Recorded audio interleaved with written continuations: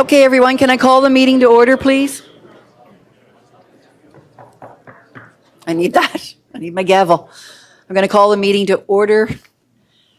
We're at 1800 hours, and we're going to start the meeting like we always do with a land acknowledgement, and I'm passing that over to Councillor Sullivan tonight. The land on which the city of St. John, or Mennequist, is situated is the traditional territory of the Wolastoqiyik. The Wolastoqiyik, along with their indigenous neighbors, the Mi'kmaq and the Pescatomakati, signed peace and friendship treaties with the British Crown in the 1700s that protected their rights to lands and resources. Let us take a moment to pause and reflect.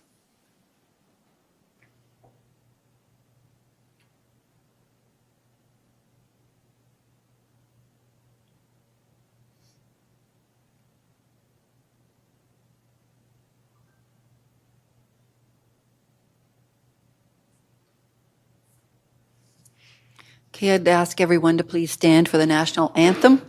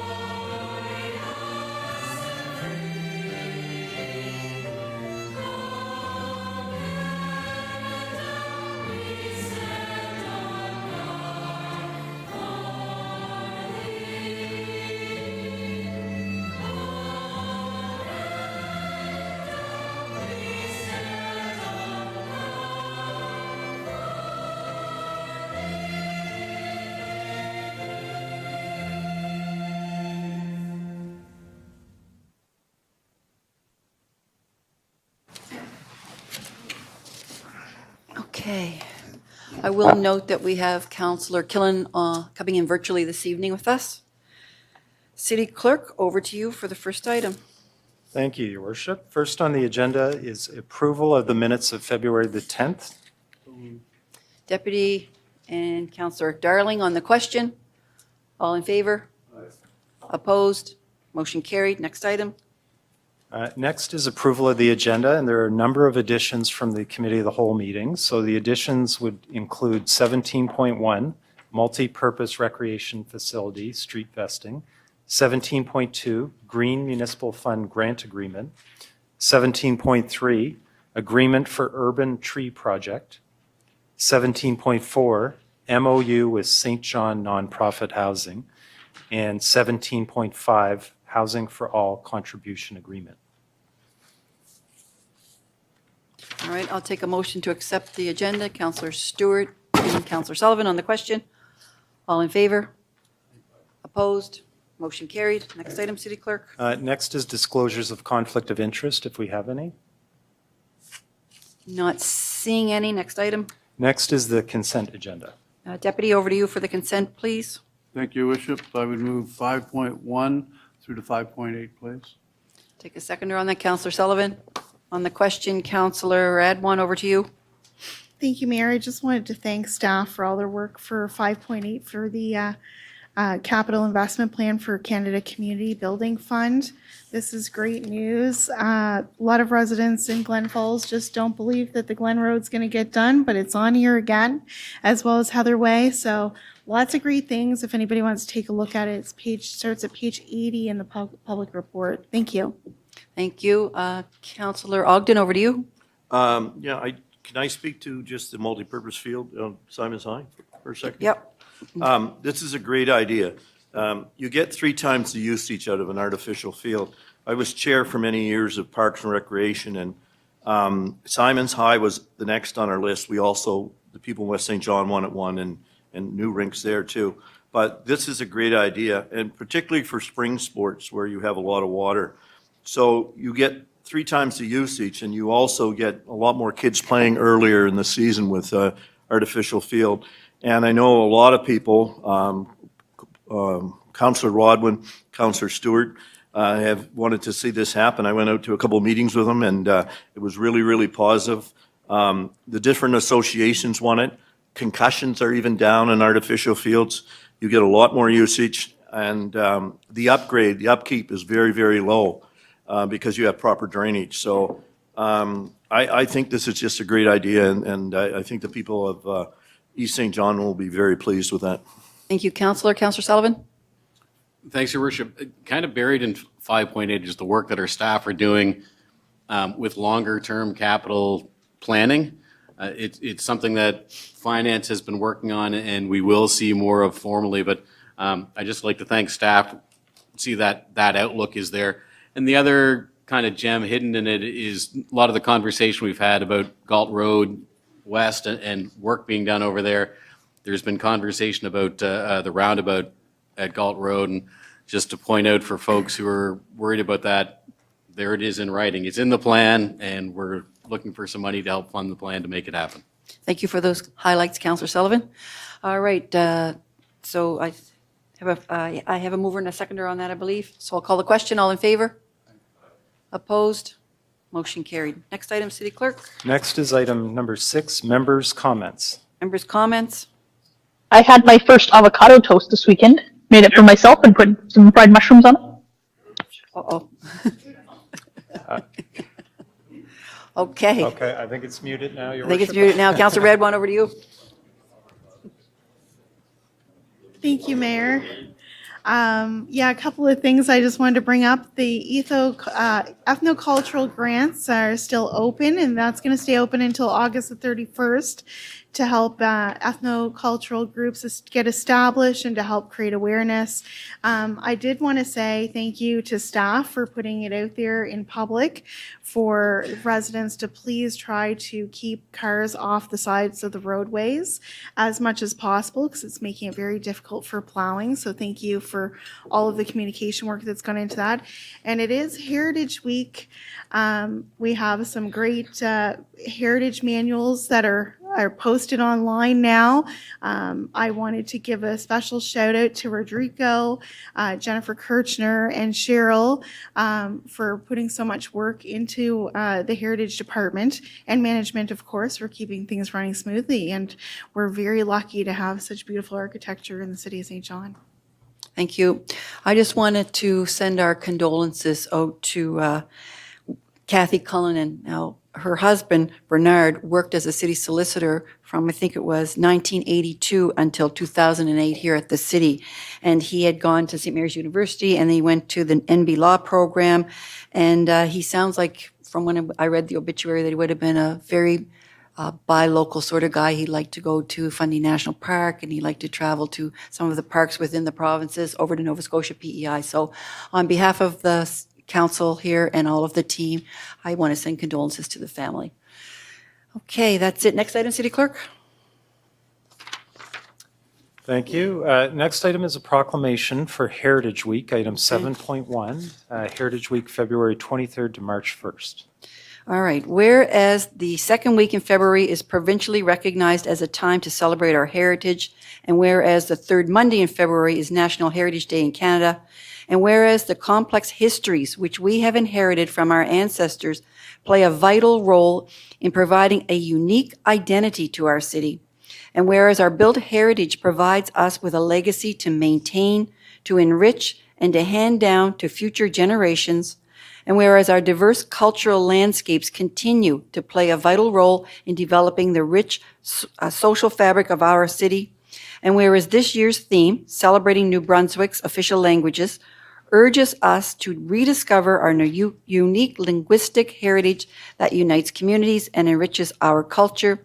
Now, therefore, I, Mayor Donna Node Reardon of St. John, do hereby proclaim the week of February 23rd to March 1st, 2025 as Heritage Week in the City of St. John, and urge all citizens to support and participate in cultural activities occurring throughout the city. Thank you. Next item, City Clerk. And next, we have Heritage Awards 2024 presentation. I'm sending the intro over to Commissioner Poffenroff, please. Thank you, Your Worship.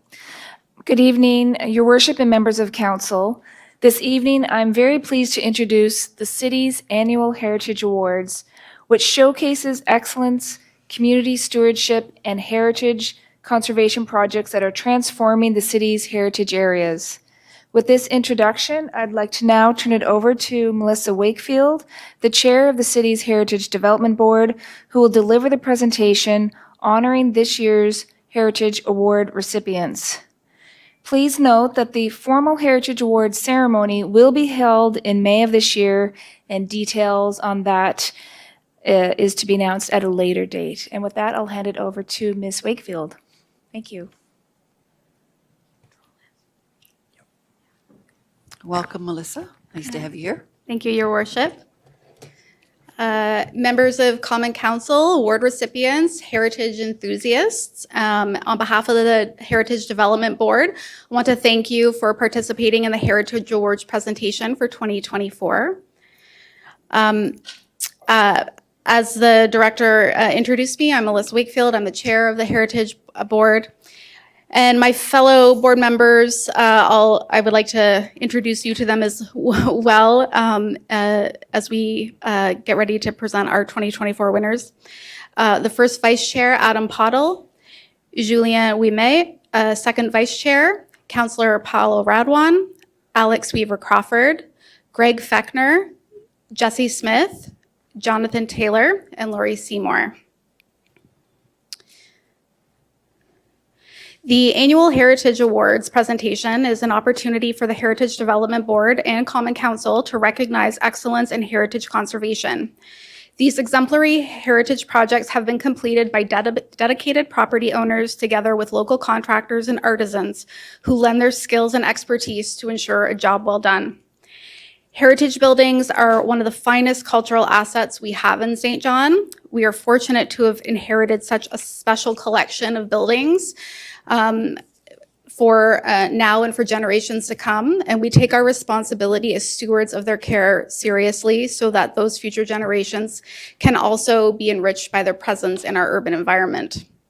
The Heritage Conservation Areas bylaw enables the preservation of a cohesive collection of buildings from past generations that make up part of our cultural landscape. The Heritage Development Board approves appropriate developments that retain the characteristics and spirit of the heritage areas while encouraging continued and new use of the buildings. However, it is the individuals that are the award recipients this evening who invest many dollars and hours into maintaining the city's architectural assets, which will be appreciated by our own community and visitors to come. The Heritage Board has experienced a very positive year in 2024, with many great examples of conservation being celebrated here tonight. I'm very excited to share that the grants program utilized all of the $80,000 grant budget this year to support 31 projects. And that is something that hasn't happened in many years and is an indicator of the popular interest as well as the importance of our Heritage Grants program in the conservation of our heritage. And that's also something we hope to only grow from here with the help of those wonderful brochures shared by Councillor Radwan with the help of staff. The Heritage Board has selected the following 11 award winners for 2024. 20 to 22 Canterbury Street Commercial Facade Rehabilitation Award is given to William and Diane Rector. The scope of work included replacement of windows with aluminum clad wood windows, Canterbury, 20 to 22 Canterbury Street is also known as the American Express Building and has gone through the replacement of 12 windows on the Canterbury street-facing facade with historically appropriate windows that have contributed to the conservation of this very prominent Italianate street-facing building. 12 King Square South, for commercial facade rehabilitation, we wish to honor the Imperial Theater. 12 King Square South has been obviously a landmark in our community for decades now, and on the heels of a number of other renovations to the building that they continue to undertake. This year saw the incorporation of metal doors to replace the former wooden doors, which despite not being traditional in materiality, positively contribute to the continuous use and therefore the conservation of this wonderful neoclassical building. For 248 Douglas Avenue, a residential facade rehabilitation award, which is bestowed upon Cornell and Dorina Chipa. The scope of work included restoration of the Widow's Watch windows to their original configuration, which was based on historical images found by the owners, and that restoration of the windows of the Widow's Watch at 248 Douglas Avenue reintroduced the original facade rhythm and greatly contributed to the conservation of this landmark Italianate building along Douglas Avenue. For 24 Queen Street, another residential facade rehabilitation award. The board bestows it to Michael and Susan Wallace. They undertook repair and reconstruction of a side deck.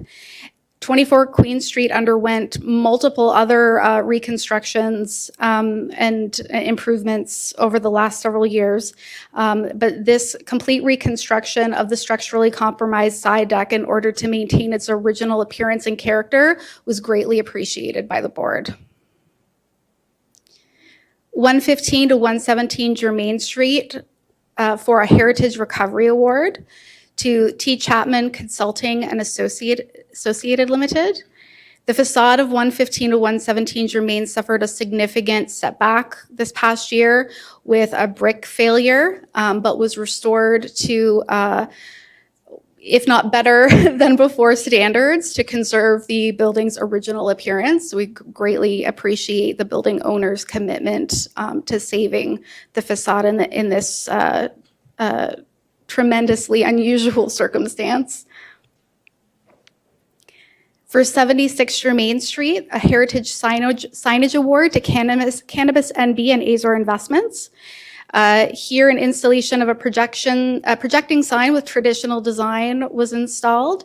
And this sign is a great example of how it's possible to respect the appropriate design and materiality for our heritage signage, even with the use of contemporary logos, and that's something that can be a challenge, in particular for those chain establishments. For 91 Canterbury Street, we have another Heritage Signage Award, and that's given to Worley and Historica Properties. Another wonderful example of a sign using traditional materials. The applicant replaced the previous aluminum wall signage for the business with a bronze plaque that is very well aligned to the building's design and historical context. 156 Princess Street, we are awarding the Heritage Stewardship Award to VTR Holdings East Inc. This is a beautiful brick masonry building and carriage house rehabilitation. Though 156 Princess Street is not a municipally designated property, it is a prime example of how a property owner can still use the guidance and the directions prescribed by the standard and guidelines for the conservation of historic places in Canada to respectfully rehabilitate a heritage building. For 115 Charlotte Street, the Heritage Stewardship Award we give to Trinity Church. Another one of our shining heritage examples in the Uptown that has been undergoing a long list of repairs throughout the recent years. This year, we're honoring them for the front step repairs and the reinstatement of the original bells, which is very lovely to hear once again ringing out through the Uptown. The repairs done to the front steps, as well as the rehabilitation of the bells, are just some of those improvements that 115 Charlotte Street has undergone.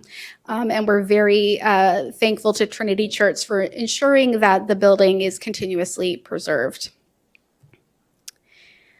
Our commitment to craft award this year is given to Dean McGarvey from Homestar. Dean from Homestar has worked collaboratively with the city to develop the company's expertise and ensure that heritage projects are adhering to our heritage conservation bylaw, and as such is being a very active contributor to the conservation of our heritage buildings. So thank you, Dean. Our commitment to craft award goes to Great Britain Masonry. Great Britain Masonry has consistently delivered services that account for the building's specific needs and respects the requirements of our heritage conservation areas bylaw, and thus positively contributes to the preservation of many buildings in our heritage areas. That is the last of our award winners this evening. Congratulations once again to all of our award winners, and thank you again, Your Worship, and members of Common Council. Thank you, Melissa, for being here tonight.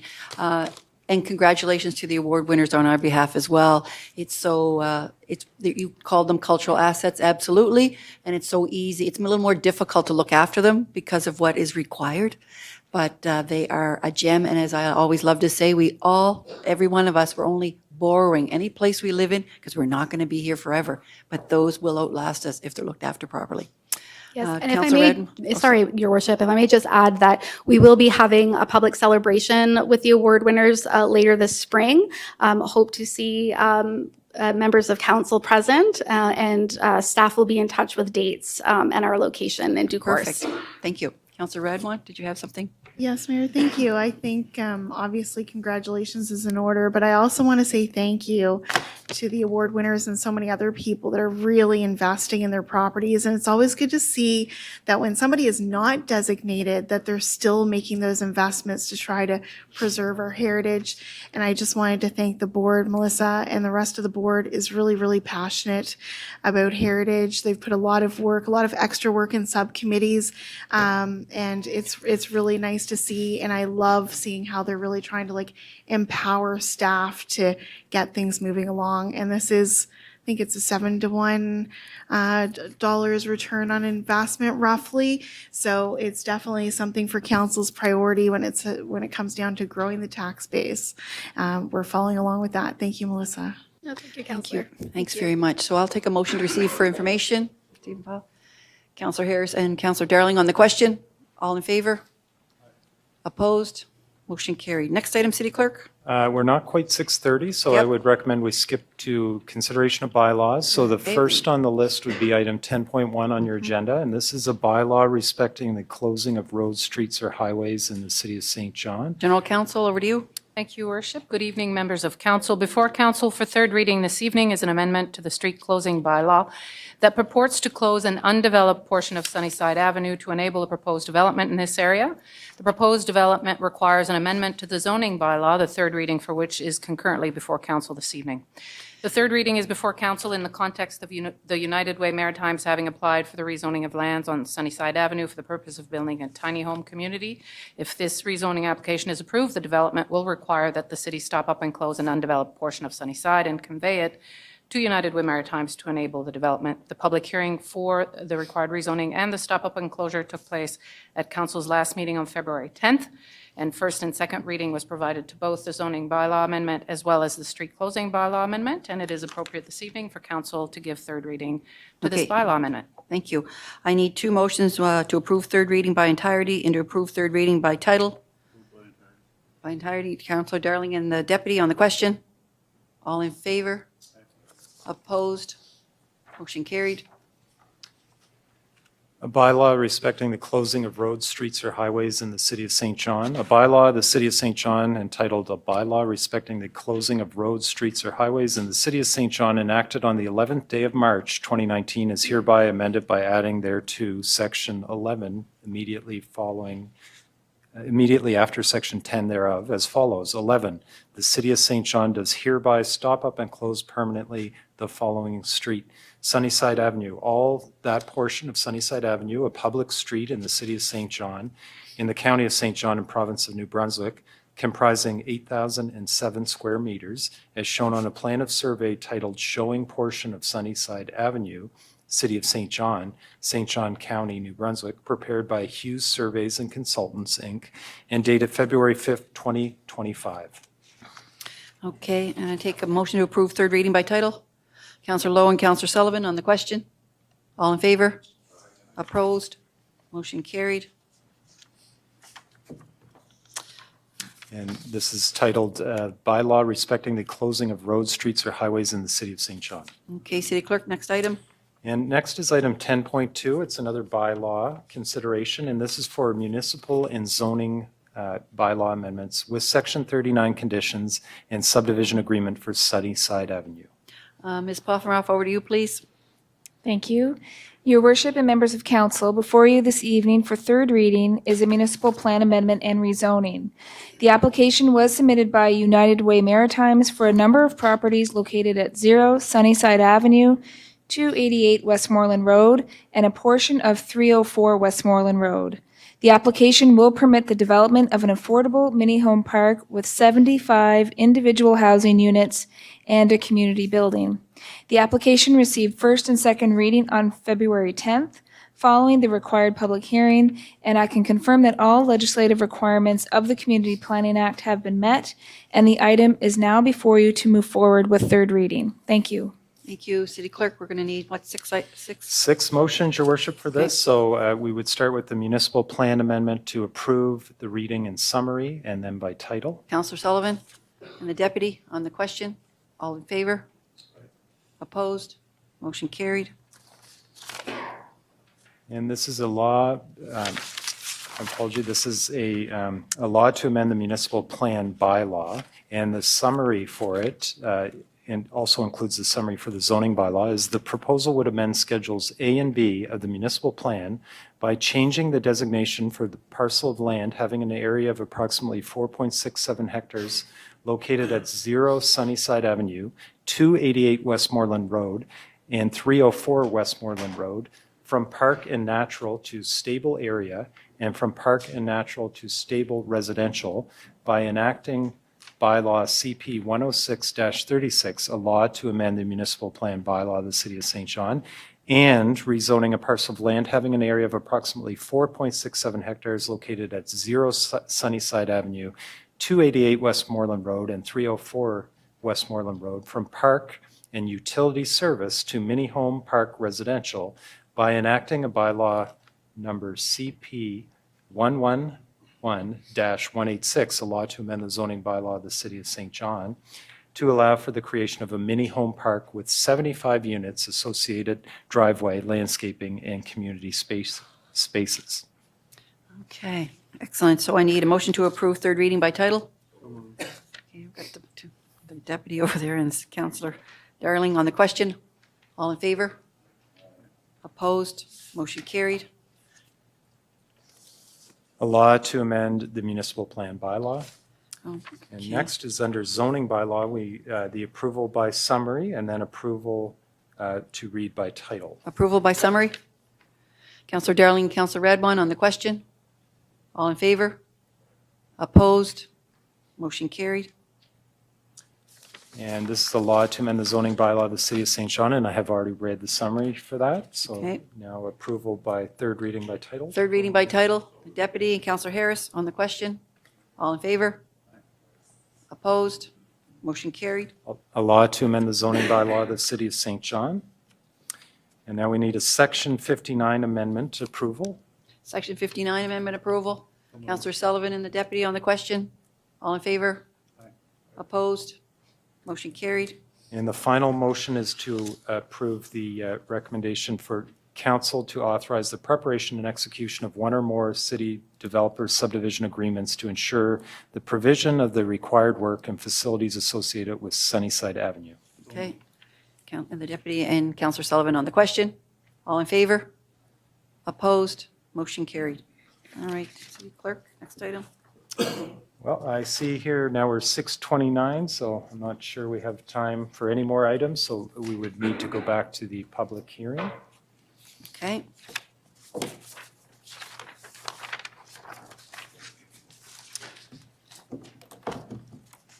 I guess we're going to wait a minute for it to hit 6:30. We'll wait, 30 seconds, Your Worship. Okay.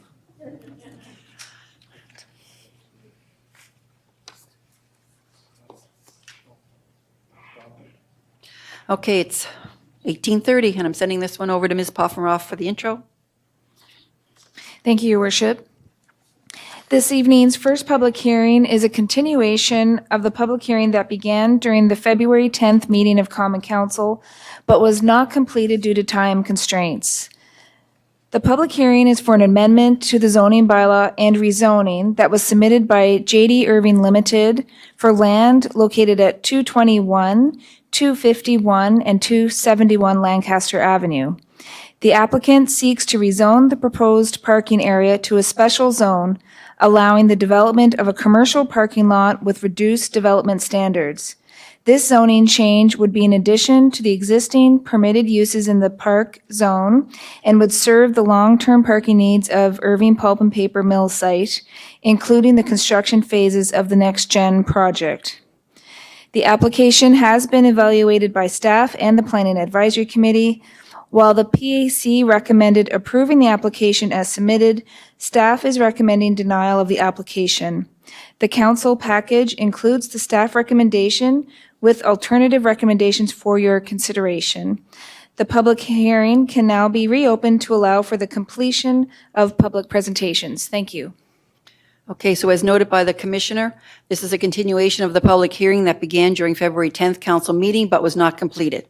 During the February 10th meeting, council heard presentations from 3 members of staff, Mark Reed, Senior Planner, Tim O'Reilly, Director of Public Works and Traffic Engineering, and Pankaj Nalav, Director of Community Planning and Housing. Following these presentations, the public hearing was opened, and individuals wishing to speak against the application were invited first to the podium. After confirming that there were no further speakers opposing the application, those in favor were given the opportunity to come forward. However, during this portion of the hearing, the council meeting was adjourned, and the continuation of the public hearing was scheduled for this evening. So we're going to open this public hearing back up, reopen it, and invite those who wish to speak in favor of the proposal to come to the podium. Now, at the end of our last meeting, we left off with council asking Ms. Brown questions and Mr. Shea. So before we proceed with any other speakers, I'll ask those two to come forward. And then if there are any other questions from council, we can have those addressed. And I just want to let everyone know that council also received the link to last week's was sent to all of the councilors. So we would all have an opportunity to review this from the start of the opening of the public hearing to where we are now, so that everything is fresh in our minds. And so we're just going to continue from here.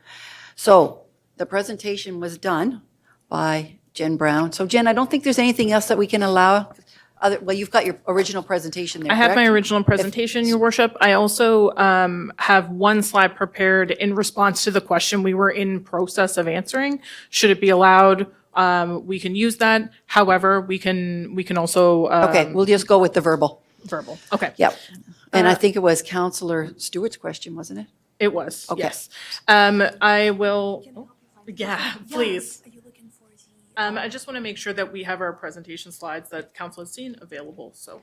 Yeah, so all of these are from the previous hearing, and I've uploaded the 2 that you sent me right over here. Okay, very good. I believe that's this. Thank you, Your Worship, and thank you, Council. We were in the process of answering Councillor Stewart's question with respect to, I believe, with respect to essentially the volume of traffic at Sims Corner. I will kind of start answering that question and pass it over to PJ Shea from CBCL to speak specifically to traffic volumes. I just wanted to note, I think that might have been lost in the original answer, that the mill site itself is zoned heavy industry and is zoned appropriately for the development that encompasses Next Gen. So the development itself was permitted as of right by the zoning on the mill site. And then the EIA process that was required from the province has also been approved. So the development itself and the staffing that goes along with that development is essentially approved and kind of in the process of happening. In terms of the volume of traffic, I will hand over to PJ Shea to discuss the kind of the complexities of current traffic situations, and over the past few years with the insertion of the context of Harbor Bridge repairs, and then how that's going to be impacted with the upcoming kind of completion of Harbor Pass's construction, and then the volume of traffic expected from the mill construction on the mill site. So yeah, first I'd like to just start by saying the applicant, we understands that Sims Corner is a very unique and complex intersection for sure. Like Jennifer mentioned, through the initial EIA process, the addition of those contractors for next gen have already been vetted and approved by the province. So our application today is not to add more vehicles to West Side, it's actually to relocate them from one side of the street to the other. So that's why when our comparative analysis, we looked at the comparison of the original study versus moving them to the other side of Bridge Road. And that's where there might have been some misunderstandings on the impact of Sims Corner hasn't been changed. It's the same from the already approved 500 contractors for next gen project. So that's what I was trying to get at with that. And to put the volume into kind of perspective, during the 2022 study, over 2,000 vehicles were going through the intersection of Sims Corner during the peak rush hour from 4:30 to 5:30. Now, part of that traffic was Harbor Bridge relocated traffic. And also in that study, it was able to quantify that volume. So that volume is actually 700 vehicles during that rush hour going through Sims Corner that would normally be on Harbor Bridge. So the graphic we have, and we extended year over year to look at 1% growth year over year. That traffic is from Harbor Bridge is actually supposed to stop at the end of 2025. And the Woolstock Park is supposed to open up in the beginning of 2026 by the time the construction of the Pedway and the parking lot is complete. So that relocated traffic won't happen until after Harbor Bridge is scheduled to be fully open. So in overall volumes compared to what we've experienced over the last 4+ years of that construction project, we're actually a net decrease from what we've experienced the last 4 years when we add this next gen volume that's already been improved. And to touch upon the rail that was brought up as well, the applicant understands, and we realize the rail traffic and the wait times is a concern, and that's only going to grow from studies and from the port perspective. Now, the applicant agrees with the city that additional rail traffic extends beyond this application scope, and that continued stakeholder involvement is very much encouraged and very much needed to get a solution for that rail traffic. Now, the applicant and JDI has had, over the last several years, multiple engagement opportunities, and they've had multiple meetings and discussed scenarios, and actually there's someone here from JDI we'll be talking to a little bit more in depth tonight to enlighten council members here how much the applicant has already put into the solving that rail issue and the Sims Corner reconfiguration. Yeah, excellent. Thank you. There's another question here. Councillor Radbourne, did you have a question for clarification? I do, Mayor, thank you. Through you to PJ, I'm a little confused by what you said. So you're actually saying that there's going to be a net decrease? I was trying to bring up the stalls. I know that some of the parking spaces are going to be moved because of the next gen within the lot that's currently used. But this is 500 spaces over at Woolstock. So help me understand that. But I had another question. But Yeah, no, for sure.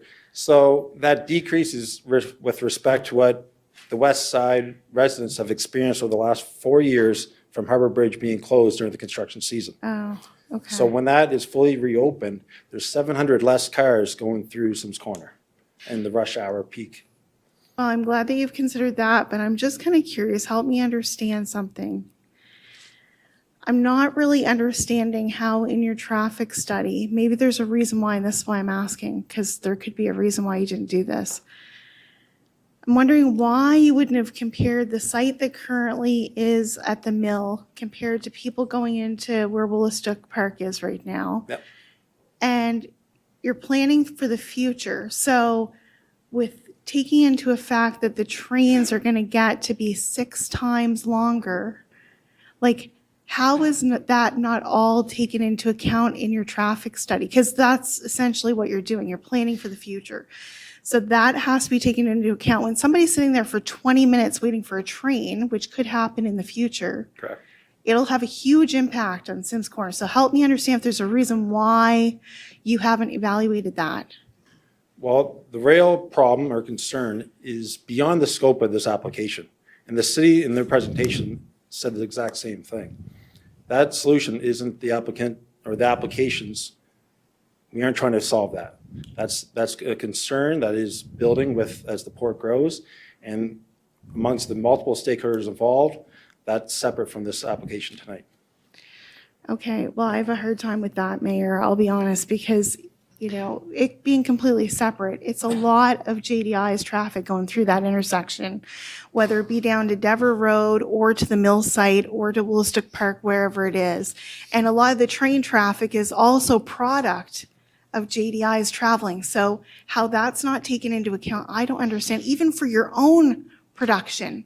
Like it's something that you guys need actually at JDI, right? Not you personally, but that JDI would need. So I don't understand how that was not all taken into account because it's going to have a huge impact on JDI business, I think. Okay, thanks, Councillor. Councillor Ogden, over to you next. Yeah, I just wanted to talk about the trains a little bit.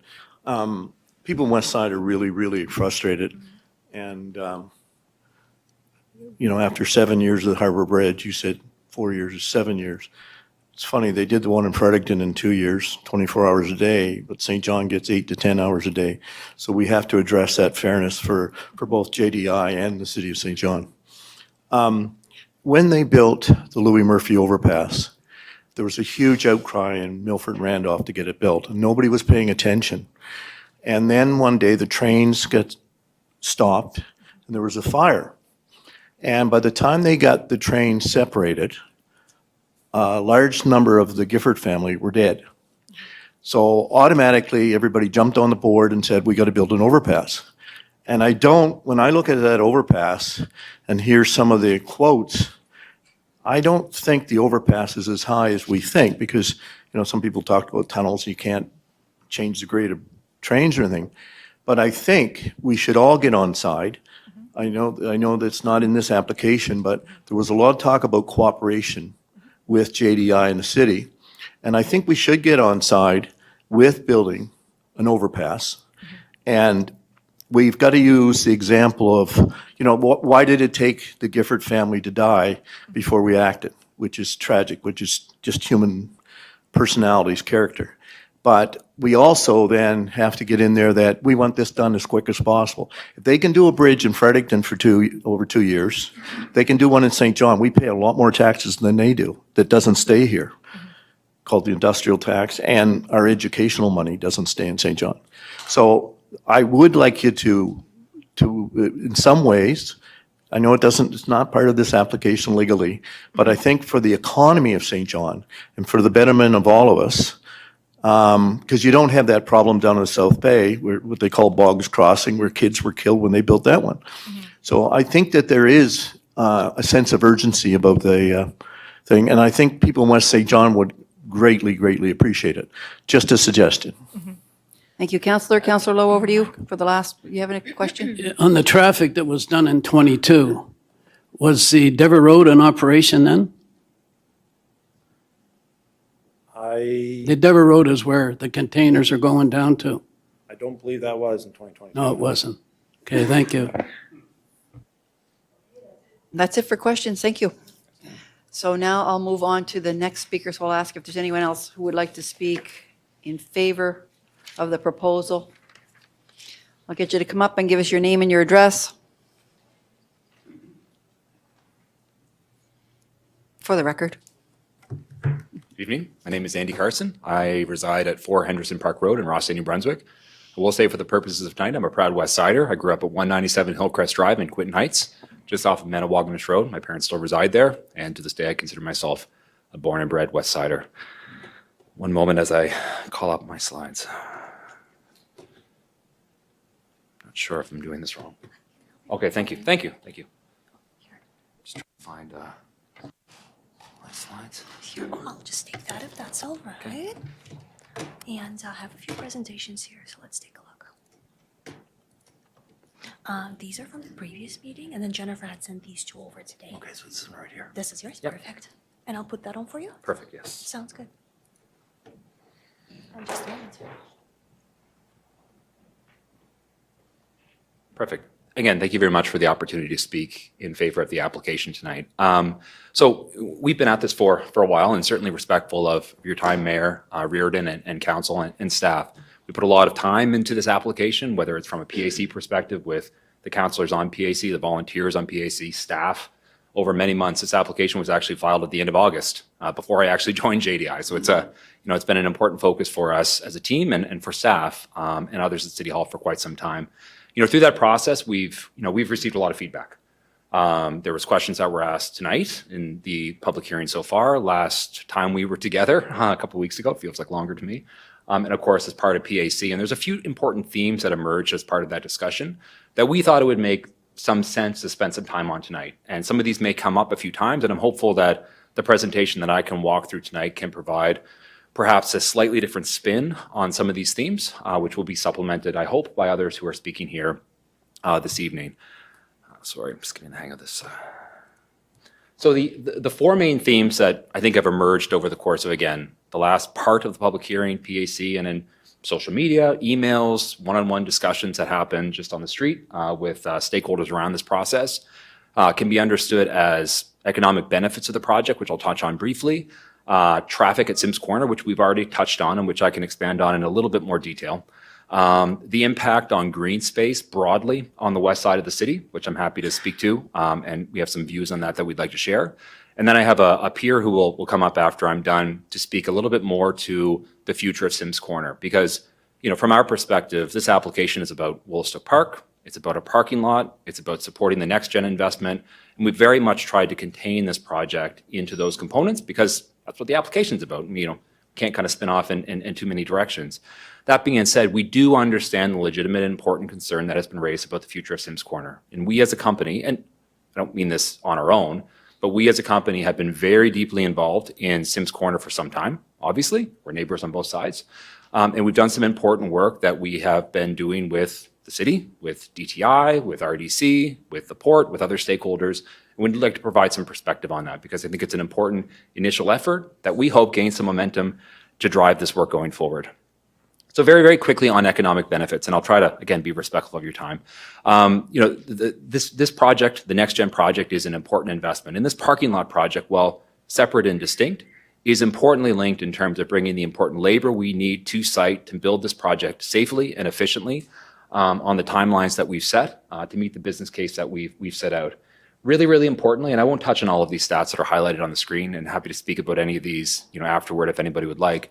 But this is an important investment in the sustainability of Irving Pulp and Paper. I grew up on the west side, as I mentioned. I've driven by IPP a million times in my life. And as a kid, I always thought, this place is huge. It's enormous. This is a massive site. We used to call it the Cloud Factory. I'm sure some of you did as well growing up here. But the reality of Irving Pulp and Paper is that it's actually a fourth quartile site. So in the world, if you divide the world of pulp and paper sites up into quarters, we're in the bottom quarter, the smallest quarter. Companies in Finland and Norway, Sweden, Eastern Europe are growing like gangbusters, and we need to catch up. And that's fundamentally what Next Gen is about. So this parking project is a lot of things, but it's about helping to catapult IPP into that top quartile so that we can be sustainable for the next 50 years, protecting those jobs and the supply chain that we support. From an economic benefit perspective, through the construction project, $10 to $15 million of property taxes will be supported by this investment through the workers we'll employ, the contractors we'll employ, the businesses that we'll support. Over $700,000 of building permits we expect to be issued to the city to support this project. Some of the early estimates were actually a lot lower, but as we've advanced into this project, that number has continued to grow. And from a post-project perspective, when we're all said and done, as Mark Mosier would have mentioned 2 weeks ago, we expect that this project, the net incremental impact from a property tax investment will be about $1 million per year to the city of St. John, somewhere between 2 to 2.5 million on an overall basis, but split 50-50, as you guys well know. And this will, of course, drive important activities across the supply chain. So just to kind of paint a picture of the economic benefit, we think it's a compelling picture from a sustainability of employment perspective and from a property tax perspective. Now, to jump to another topic, which was already touched on briefly here, but to try to visualize this discussion in a different way, going back to 2022, just because that's when some traffic studies were done, this is an important view of traffic at Sims Corner from 4:30 to 5:30 at the end of the day, which is not always, but generally kind of the more intense rush hour versus the morning. It could be debated, but it's kind of generally accepted as the more intense rush hour period. I'm colorblind, so I'll get the colors wrong. Forgive me. The bottom part of the bars represents what is core West Side traffic. It's about a little bit more than 1,300 cars per hour during that period of time. And during the Harbor Bridge construction, we see generally about 700 cars added to that, getting to that number that you see going up until about 2025. And that project is nearing completion, at least from the perspective of impacting traffic.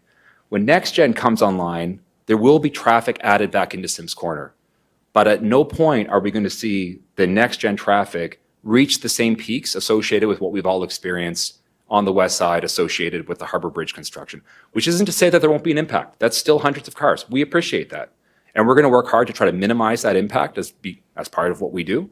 But it's a perspective that we wanted to share because there's a lot happening around Sims Corner on the west side. And we thought this might be a helpful visual to explain our perspective on overall numbers at Sims Corner from a rush hour point of view. From a green space perspective, when we were last here, we heard comments about loss of green space associated with the hectares that will be converted to a parking lot at Woolastook Park. And we understand that.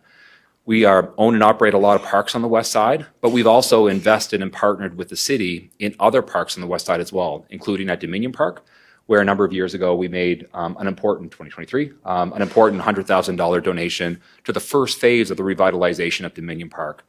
And as we think about the loss of about the change in use of about 30% of the parkland at Woolastook Park, we want to signal to you, Mayor and Council, that we are open to a discussion with staff and with other stakeholders about how we can support other parklands on the west side of the city in a similar way, recognizing that there is some loss associated with this project, but we think we can use that as an opportunity to further enhance other parks on the west side of the city, again, from the perspective of the west side, ensuring adequate access to green space and recreation opportunities.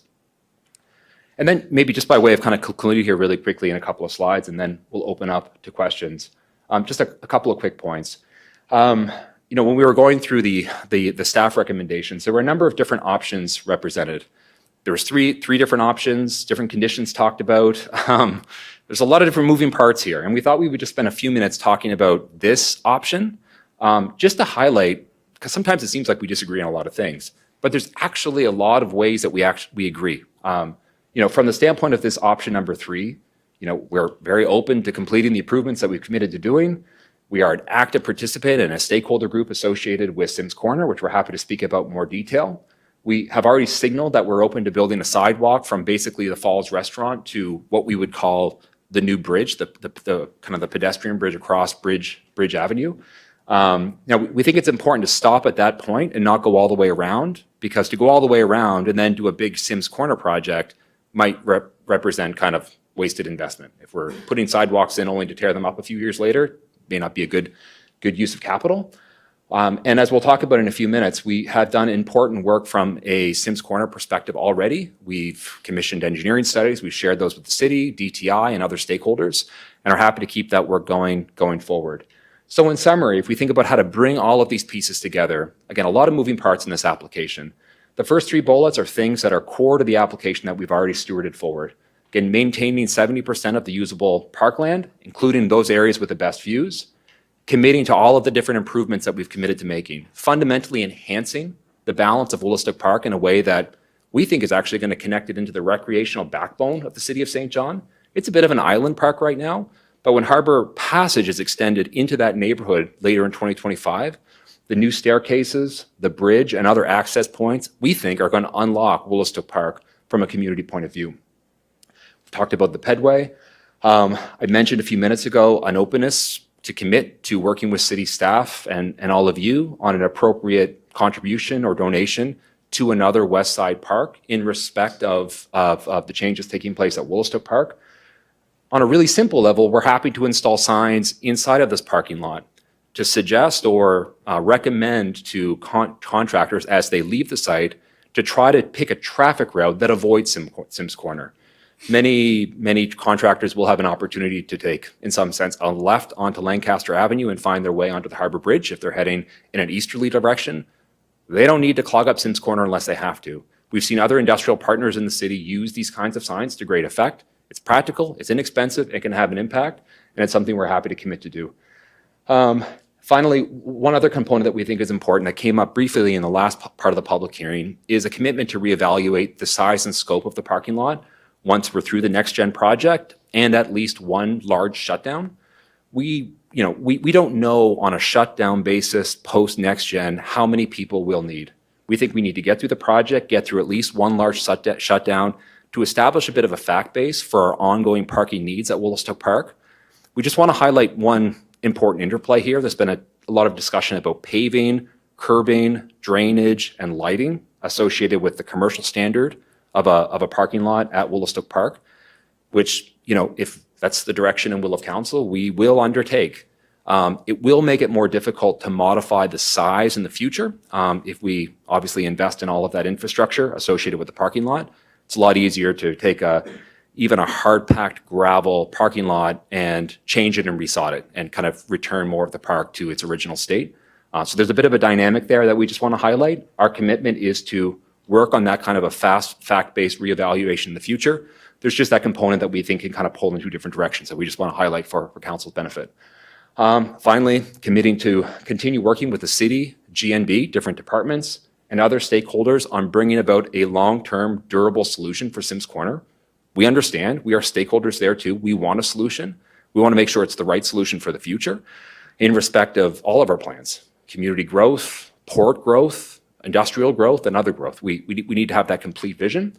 And then finally, we're asking for your support in this way of what is the single largest private sector investment in New Brunswick history, right here in St. John, at a time when we're all facing an awful lot of challenging economic headwinds.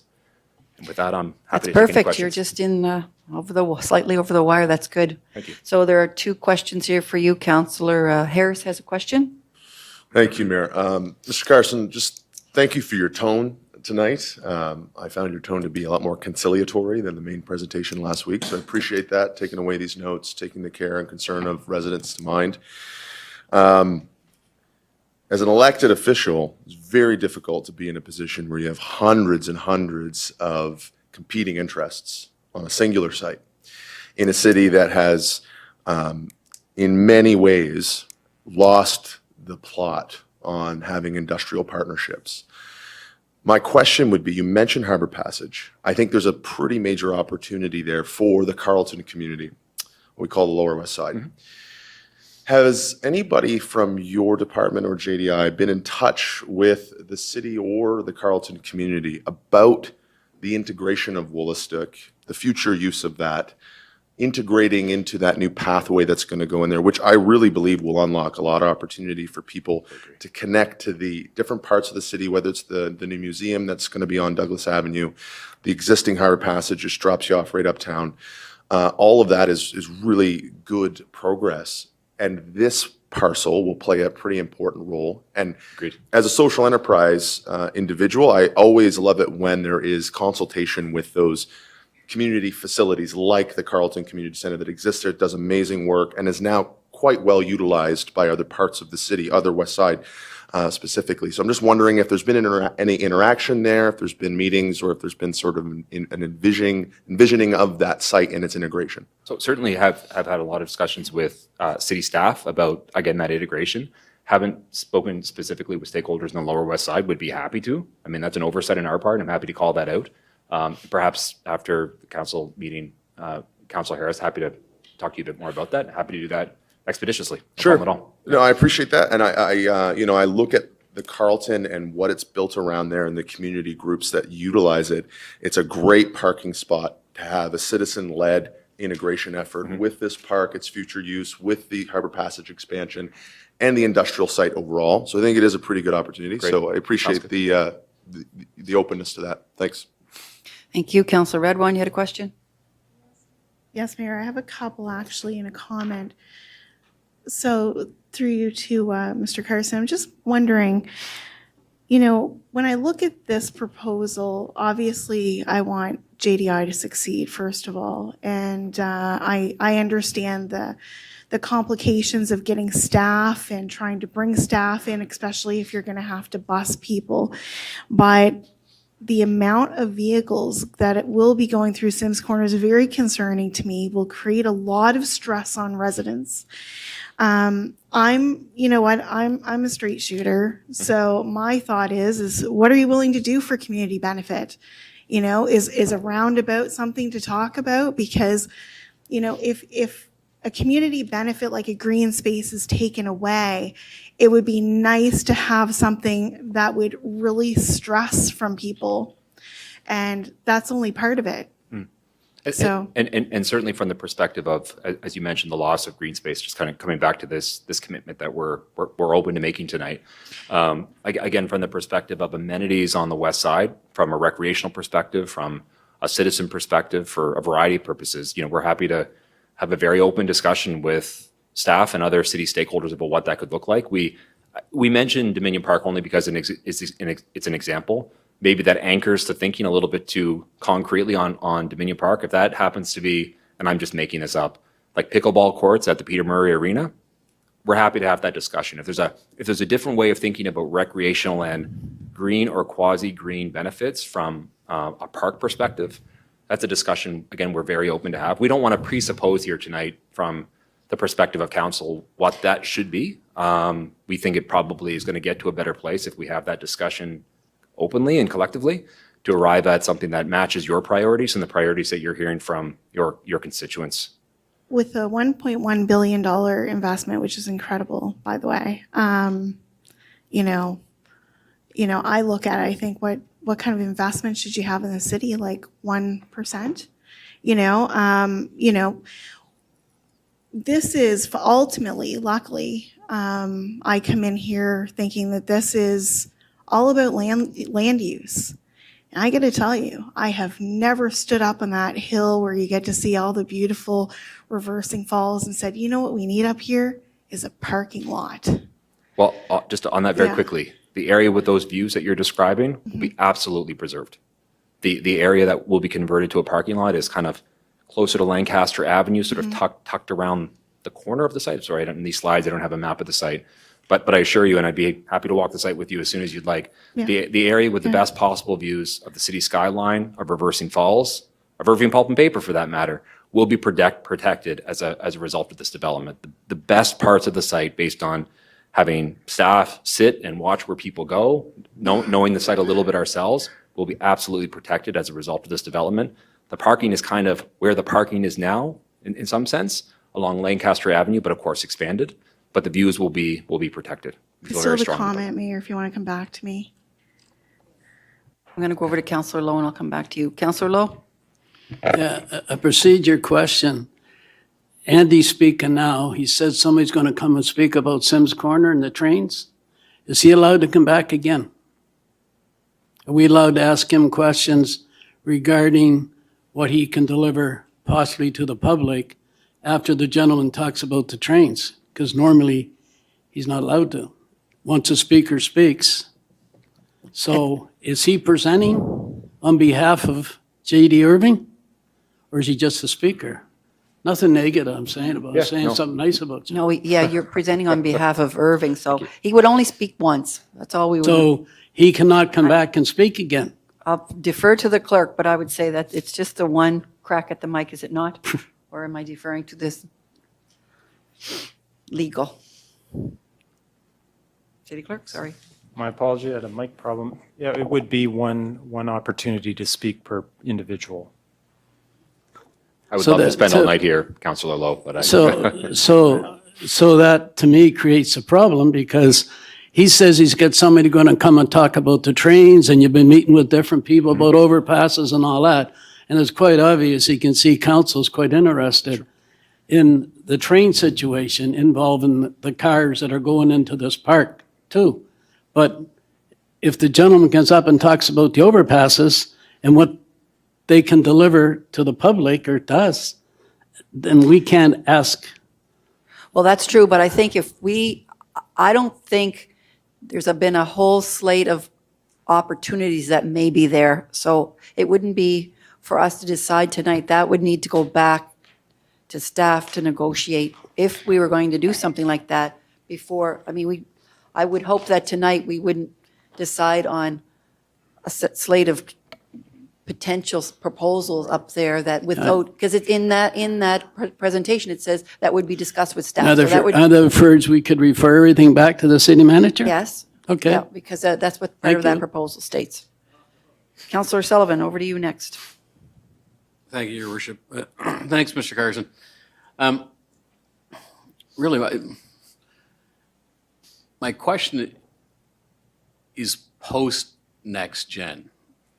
So finding a way to support the temporary workers, whether it be, a temporary parking lot so you could build your own facility, but you have somewhere for them to park, or as was suggested at PAC, it's temporary and we give you a little bit of time afterwards to build the facility structure you need on property.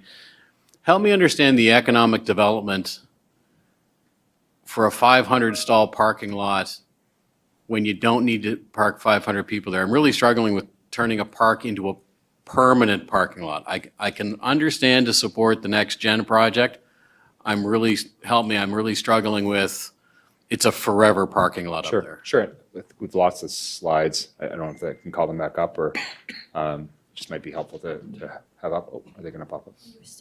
Okay, great. And, maybe just kind of a couple of dimensions of that. Again, first of all, just to kind of reiterate, JDI, we're open to a commitment to reassess the size and scale of this parking lot going forward. We need to get through the next gen project. And there's a number of people we need to safely and efficiently construct that project. And that's an important focus. And we hope it's an important focus for all of us. When we get through that and we get through at least one major shut, which will test what we require for a major maintenance shutdown post next gen, that'll give us a sense of roughly how many people we're going to need to bring in on a regular basis for shutdowns.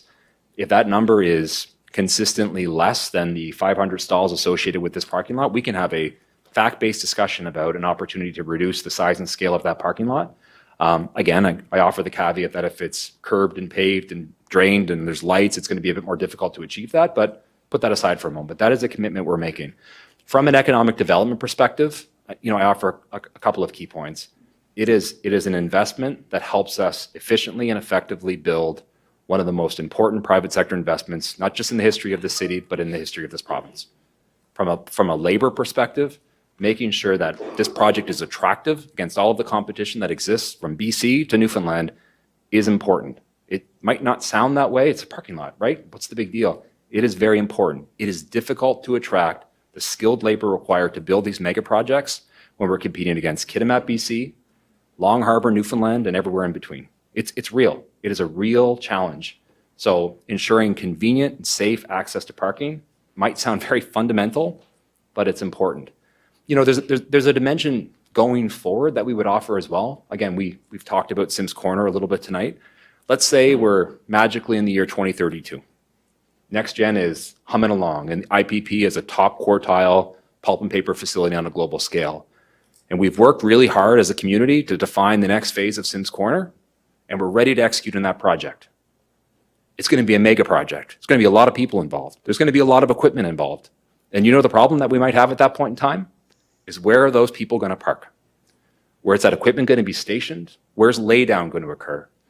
And this parking lot at Woollistook Park, which might seem kind of, again, tangential, or like, why are we talking about this in the context of this mega project, can become an important industrial asset, not just for Irving Pulp and Paper, but for other large mega projects in the area who will have their own parking challenges as we move into the 2030s. And we think that's really important.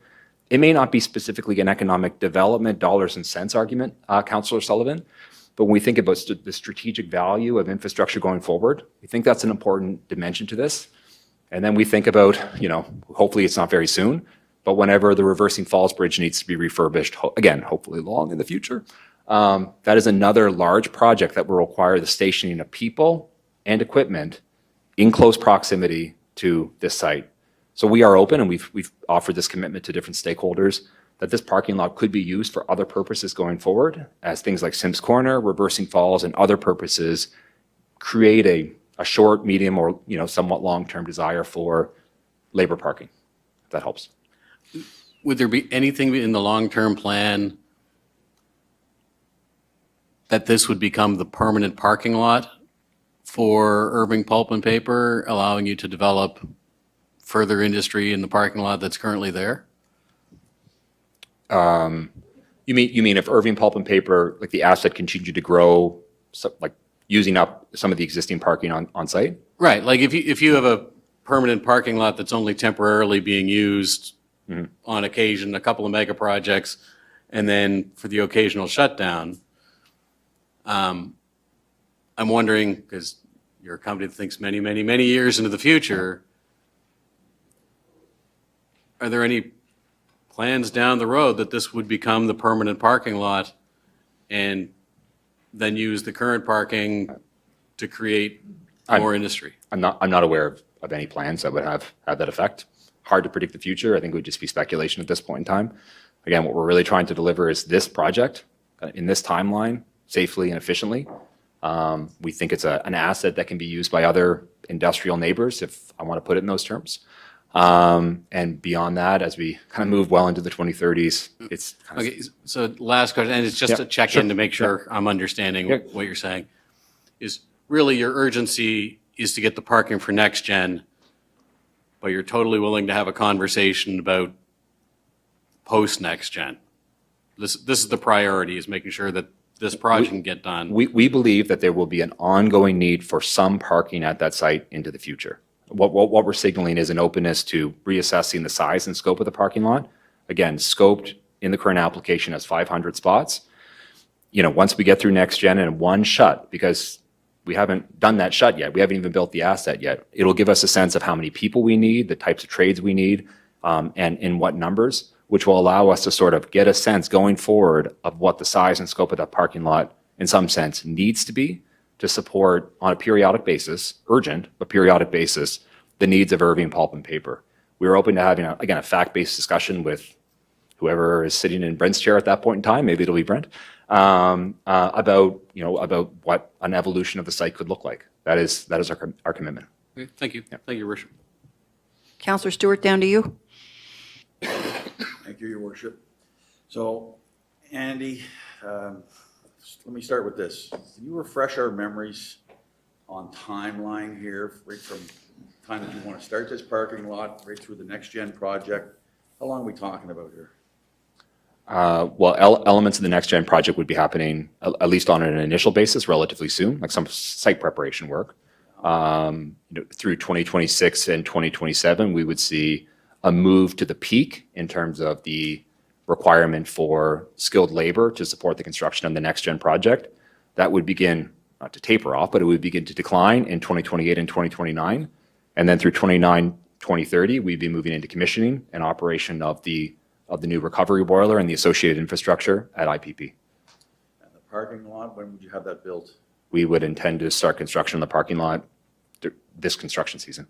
And when we say parking lot, I'm referring to as well the sidewalks that we've talked about. The whole project. The whole project. We see it as one project. It's not a. Yeah. Right. Yeah. Okay. So. And just if I may, not to interrupt, one of the components that is important to us is the pedestrian bridge that would cross Bridge Avenue, and I only raise that because that's a component that represents a bit of a long lead item. We would want to order that, I would say, relatively soon. That is not something that is sort of stick built overnight. It's something that requires some engineering and some longer lead procurement items. So from the perspective of, I'll call it the application project, put aside next gen for a moment, that is a component that has a timeline that is particularly important from our point of view, because we want to deliver this in a contiguous way. So since I've been on this council, we've supported every project that JDI has brought before us, and haven't been disappointed with anything that you guys have done. Thank you. We do, as Councillor Harris pointed out, we represent a lot of interest, all the interests of every resident in the city. And there's a lot of concern about Sims Corner, of course. Understand. I haven't really talked to anybody out of hundreds of people that I spoke with that would be against the idea of all of this money for this project. That's not what this is about. This is about quality of life for a big part. So I'm glad to hear that you guys are open to future discussions here about appeasement or something to keep the city, you know, happy, for lack of a better way of putting that. One last question. How much of this $1.1 billion has actually already been spent on this project? If I can qualify that. So the lagoon that's built over there now, that's all part of this project? No, of the $1.1 billion number that is talked about, just referencing my colleagues in the back, the number is actually zero. There have been pre-investments that have been made that represent the evolution of the Irving Pulp and Paper site. But when we talk about the next gen project as I'll call it at least a $1.1 billion project, that is new capital that will be deployed and invested in going forward. There have certainly been, again, past evolutionary investments made in the site as part of the complete kind of change of Irving Pulp and Paper over time. But the 1.1 billion plus is going forward. Councillor, thank you. Councillor Ogden, over to you. It's good to hear about cooperation and long-term economic benefits to everybody, and that's what I want to talk a little bit about. It's really good when an industry is reinvesting itself. I wouldn't want to be living in a city where businesses didn't reinvest. It's the death of a city.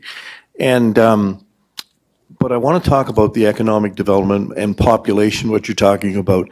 We're talking about, many businesses in the city are talking about we can't find the people importing or whatever, but we have a large population, probably the highest percentage of any city in Canada that's very poor. And they are also very uneducated. And just to give you an idea, UNB St. John has 2,300 students. Now, 70% of that's provincial government money that comes from our taxes. So it doesn't belong to the province, it doesn't belong to UNB. But Fredericton and Moncton each have around 9,000 or 10,000 university students, and they're growing. It adds to their population, it lowers their demographics, it lowers their poverty levels. And we here in St. John suffer from lack of money that's going to university students and our industrial tax. And we need help in those two areas. You talk about industrial tax. I'd love to see all the industry publicly come out and say to the province, we want this, because we've got a premier now, the first time ever since 1960, to say you're going to get your industrial tax. But we need help with, and I know J.K. Irving was big into this with PALS program, but it's not big enough. University students live 10 years longer than a high school student level of education. Their healthcare needs are lower. They have a greater sense of purpose. Talk to the people who are working with the people in the tents. A lot of them don't have a sense of purpose. Education and jobs give you that. We need housing too. But I would like to see the industry in St. John play a bigger role in helping the city, cooperation. I don't know where this argument's going to go tonight, but I hope it continues no matter what happens. I hope that we have further discussions. Not everybody just walk away from the table, because I hate win and loss situations, because nobody wins. But I'd like to see a bigger role played on poverty, university funding, and helping us get our industrial tax money. Those are some major things in St. John that we're all frustrated at, that we do not have control of. And we need industry on side. Sure. And I think we're willing partners in that effort, Councillor Ogden. There's it's a big topic, right? And maybe just to touch on kind of the last item you raised, and certainly I've been in many discussions with council, city staff on the question of property taxation in the city, and in particular industrial property taxation. And I think from our perspective, our goal is to pay a competitive rate of tax. If more or all of that tax makes its way back to our home community, that's probably a good thing. And I think on those kinds of efforts, we are on the same page, and there's more work that we can do together in Fredericton, on other projects elsewhere even, working together and trying to achieve a common outcome that is good for not just everybody in St. John, but everybody in the broader greater St. John region. So I would say on efforts like that, I think we're on the same page, and I think that's been established over a lot of good work over the last few years. Again, between organizations like JDI, other industrial players in the city, and the leadership that has been on display from city staff, and we'd be happy to continue that effort. All right, thank you. Councillor Norton, over to you. Thank you, Worship. Hey, welcome to the role, Andy. Thank you. Here we go. Interesting time. There we go. Chris McDonald got off the hook. Here we go. I get two questions kind of jump out as this is going on. One is how will JDI, I guess the project proponent, compensate the community for the loss of public space as the park is converted?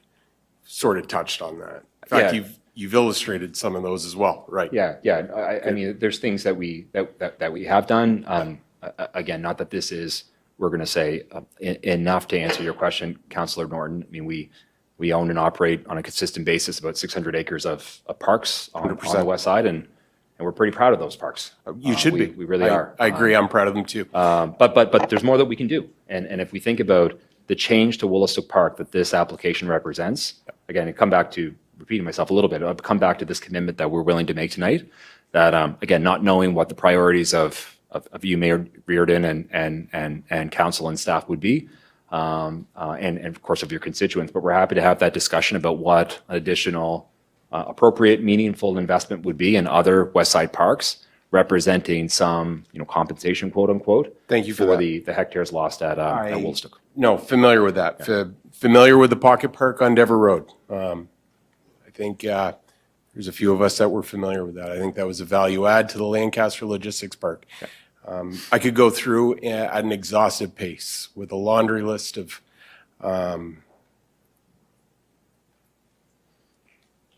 I guess investments to help compensate the host community, which is Ward 1, the west side, for the inconvenience or the loss of some measure of quality of life. Over the last 12, 14 years, I guess in my role, I could rattle those off precisely, right down to the conversations and what was in the individual's coffee across from me and talking about those, without a doubt. The one thing that routinely comes up in terms of compensation is we've got great community partners, whether it's at Dominion Park. Thank you for the investment at the dog park on the west side as well. So that's another one. We can inject that into the PowerPoint. Sims Corner needs investment, and we need commitment. It has to be there. To the folks listening, and those that I represent, JDI, you need to be at the table on that, and we need a firm commitment on what that looks like. And it can't be glossy renderings. It needs to be a commitment at the table. This is what it's going to be. Councillor Sullivan asked an excellent question. It was a question that I had. I don't know if I frame it right, but it says this: what would prevent the company from restoring the park once the construction is completed? It's one that I continually rehash over and over again. And you've nailed it. Really what it is we're going to test what a shutdown would look like and what level of labor we need to move in after next gen to provide a shutdown. So I guess a couple questions there, and I was always taught, don't ask a question you don't know the answer to. What level of parking or labor is required as it exists right now for a shutdown pre-next gen? Sorry, I'm looking around the room. It's a great question, Councillor Norton. I would be speculating it's a technical question that It's for your senior leadership team that's here, it's large. In fact, it will fill down the laydown area that's currently there. And I would suggest with the investment that's going in with Next Gen, it will fill, Councillor Sullivan, the entire scale of the parking lot that's going up there now. It's a large parking lot. Next Gen, when it shuts down, will require a large amount of labor, depending on the size and scale of that shutdown. However, if it's a large, generous maintenance shutdown, it will require almost that entire parking lot, I speculate. It's the confidence in the fact that JDI has repeatedly said that they will return a portion of that parking lot to its former park space. And people keep on asking me, well, what does that look like? How much of that is? And the only thing I can go back to them with, Andy, is, well, that depends what a shutdown is going to look like and how much parking space they need. And then the next question, so you have an appreciation for the questions I'm getting, is, well, when will that shutdown be? And then I'm able to say, well, Next Gen is 5 years, so the parking lot is there for 5 years. And depending on how well everything works, a maintenance, a large scale, not a partial shutdown, but a large scale maintenance shutdown, I don't know, could be 2, 3, 4 years down the road. So people really feel as though they are left in bondage in terms of the fact that the timelines are very fluid. They have no end sight in front of them. They're unable to know, when will or if it will be returned to its former state and how much. Those questions we need some precision to. Okay. And I'm only as good as the information I have. And on those two questions, I don't have a lot of information. They're very good questions, Councillor Norton, and certainly, understand kind of the passion with which you're articulating them, and understand that you're representing, questions that you're getting from your constituents. And it would be, if I can express sort of my point of view, we also as a company don't want to overrepresent a position. That's clear. We're speculating. Well, but we're also trying to be prudent. We're speculating about 2031 or 2032, the maintenance requirements of a unit that hasn't even started construction yet. And I could stand here today not knowing if I'll be in this role at that point in time, and I could make a commitment about percentages relative to the size of the parking lot right now. And it's a difficult thing to do, right? Would we generally have a sense that maybe it would be smaller than the requirements of constructing Next Gen? That would be our sense today. What percentage smaller? We'd be speculating. So that's why I've continued to try to emphasize in answering questions like this, that we need to engage in a fact-based assessment when we're kind of through those phases of the project's life to ensure that we're making the right decisions and not just speculating here today in February of 2025. We're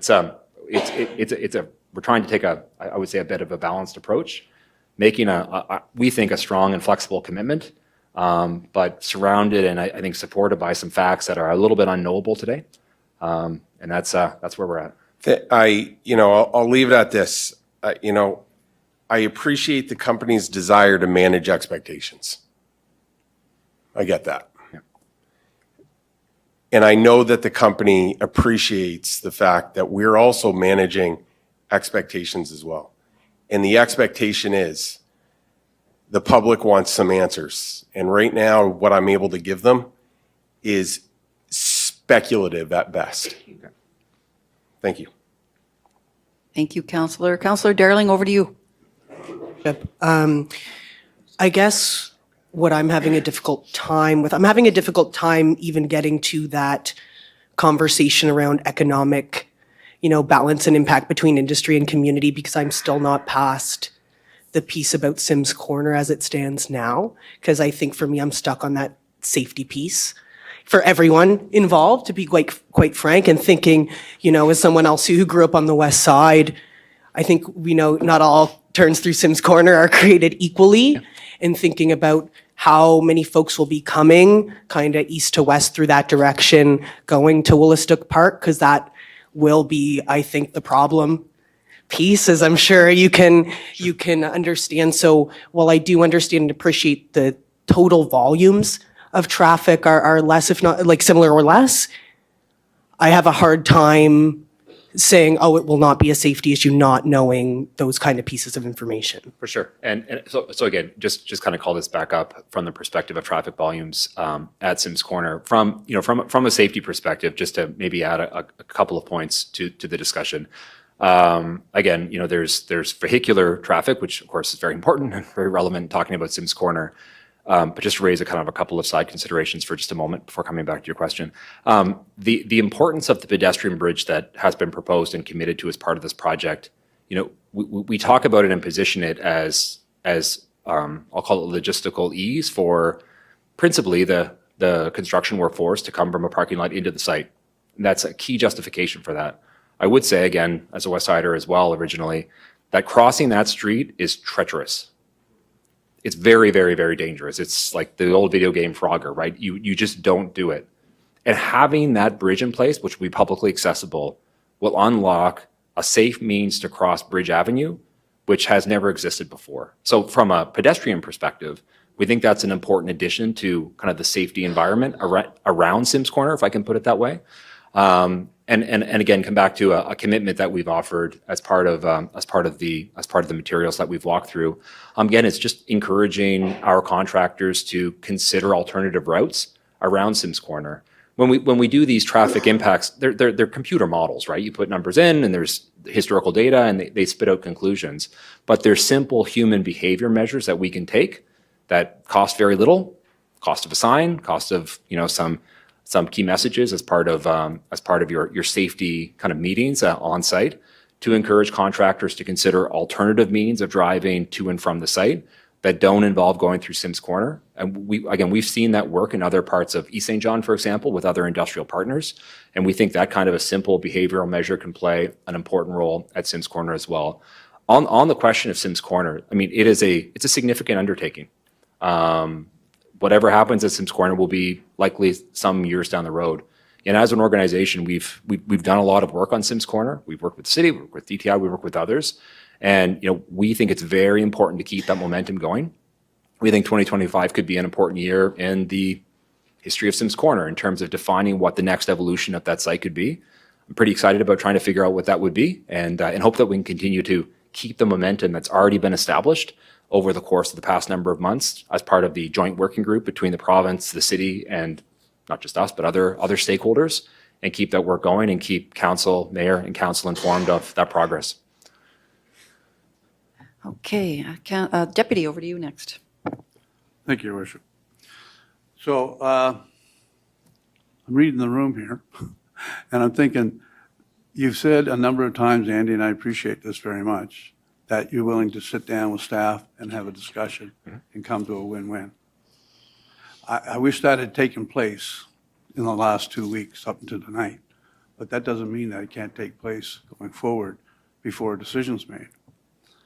Is that something that you'd entertain doing? Just as a question of, or a point of order, or point of fact, Yeah. I don't think we've been allowed to have a discussion in the past few weeks, and certainly have respected that as part of the public hearing being open. So just as a procedural point, Deputy, that's just an important point, a piece of direction that came from the end of the first part of the public hearing that we've absolutely respected. I'll buy that. Yeah, although, yeah. So, I don't offer that as an out, but again, that was a clear direction from Mayor Reardon that, so we've absolutely respected that. Yeah. Okay. Yeah, but from a consultation perspective, certainly we've had open houses. We've sent out mailers. We've had lots of coffee meetings, individual meetings with neighbors, with city staff. We've had city staff to the mill site to tour the site, to talk about the challenges and opportunities associated with building next gen, the opportunities and the challenges, the parking at that property. Let's talk about the property. Let's talk about the parking for a minute. Okay. Okay, so I understand that originally you were going to build a parking garage on site, and you ran out of time. You had to come up with a plan B. So, is that not, that's what we were told. We assessed a lot of different options, including a parking garage. The challenge, again, associated with the parking garage is that went through this last time, we're kind of running out of space on site. So to build a parking garage while we're building next gen means we have essentially no parking on site, I which know. exacerbates I'm the getting to challenge. that. Okay. So you have a situation now where, because your window timeframe is narrowing, you now have to find another place to put the cars. And I said this at the last meeting.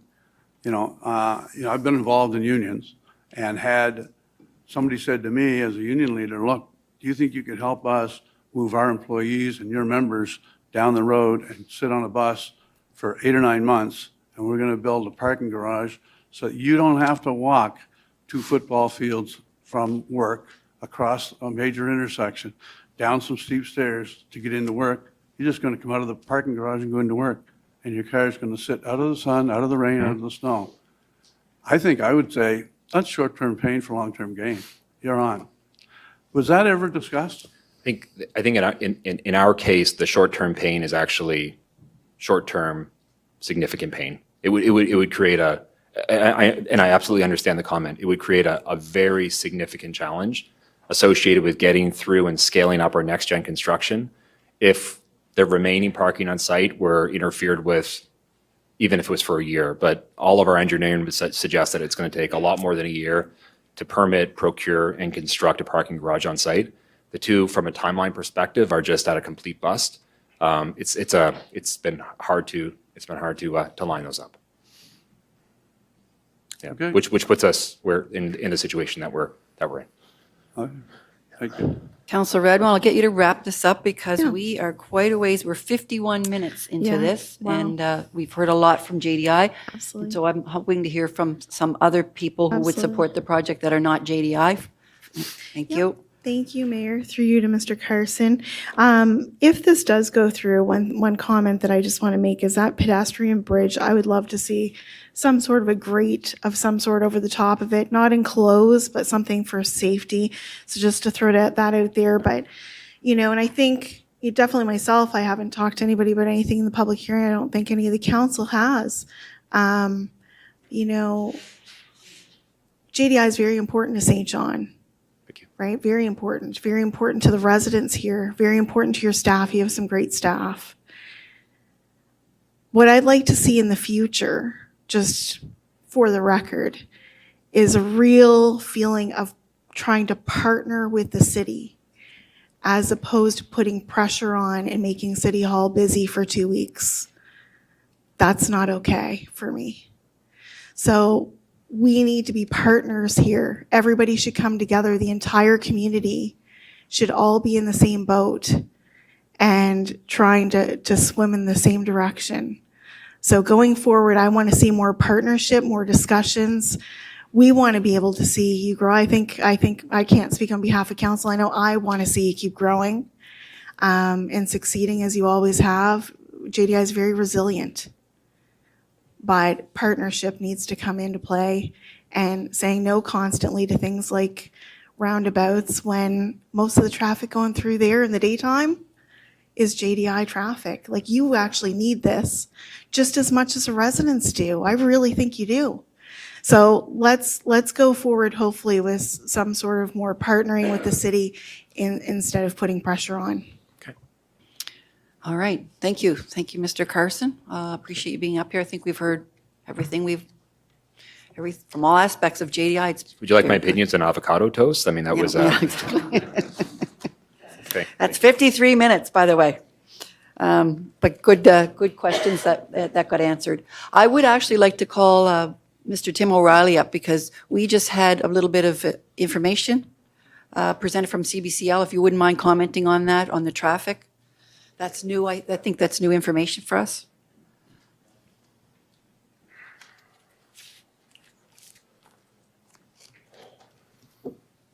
Actually, if you don't mind, could you throw that same slide back up there on the screen?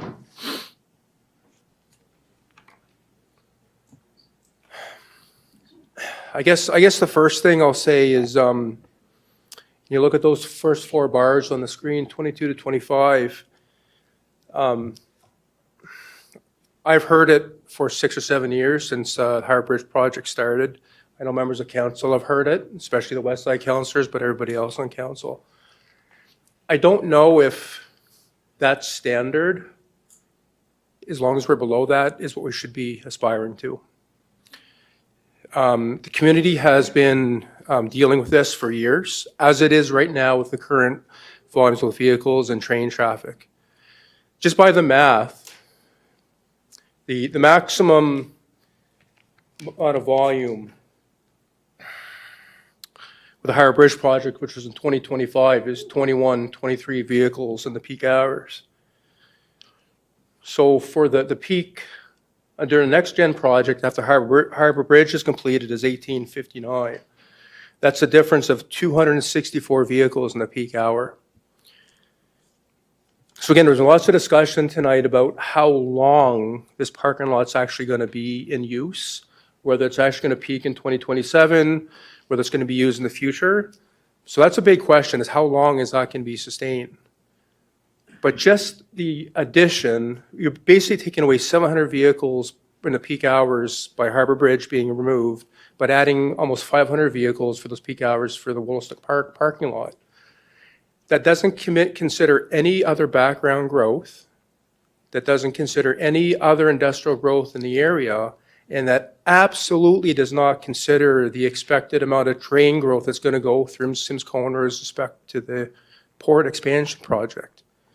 There's not a lot of additional capacity there. So again, I really am a bit concerned that if what we're just trying to do is stay below or at what the community's experienced for the last 5 years as kind of the acceptable level of traffic volume through Sims Corner, I don't know if that's what we should be aspiring to.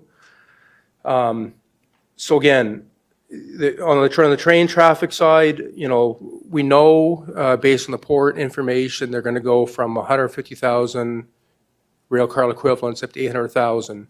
We don't know when that's going to happen, but it's going to happen. That's directly from the port, with a significant amount of delays across Sims Corner on top of the current traffic impacts. So I guess my biggest request in this whole process is that we need a significant solution to Sims Corner with a lot of partners involved. The City of St. John has already committed what would have been what the cost of roundabout would have been, which is about $3 million, give or take. The city has already committed that much. What we need for Sims Corner now to deal with the train traffic and the industrial growth is going to be significantly factors above that much of investment. So what we really need is partners that come to the table to make sure that we can properly fund that project for whenever that impact's going to happen, whether it's in 2027 or in a future year. I definitely agree with the fact that this particular project alone is not causing all the issues of Sims Corner. I agree with that. But the problem is that there are multiple agencies that are benefiting from the impacts of Sims Corner, including industrial projects. And those different agencies that are benefiting from it also need to be able to contribute to that overall solution for Sims Corner. So again, with the numbers as purely shown, again, a difference of 264 vehicles left for any type of expansion of background traffic, not considering the rail traffic growth, there needs to be a solution there. And these are opportunities like with this project here where we really need to make sure that those commitments are in place. I've been in this job for many, many years. There's been several industrial projects that have gone through approval process through other levels of government. The port went through a federal approval process. The next gen project itself went through a provincial approval process. There wasn't opportunities in those other projects to be able to ensure that those different agencies committed to the community benefits we need to have from the transportation or otherwise. We need those different partners at the table as well. But again, I don't think we should be expecting that as long as we're below what people have endured the last 5 years is an acceptable level of service for St. John residents. Thank you. Perfect. Thank you so much.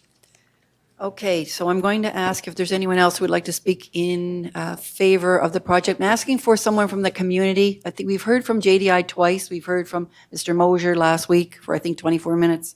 Got the minutes recorded. Heard from Mr. Carson for 53. So rather than hearing more from JDI, is there anyone else who would like to speak in favor of the project? I'll get you to give us your, oh, I got to remind everyone. So it's voted 10 minutes max for presentation. My team may have some questions for you after, looking for your name and your address. I'll be as brief as possible, no Excellent. matter how long it takes. My name Heard is John that Mark before. Ringette. I live at 3 Manor Sutton Road. Actually, and tonight I'm representing New Brunswick Building Trades, excuse me, which is at 26 Kiwanis Court. So just to show you I am a true St. Johner, I'll have to say, if you don't know where that is, it's the old Key Industry Building.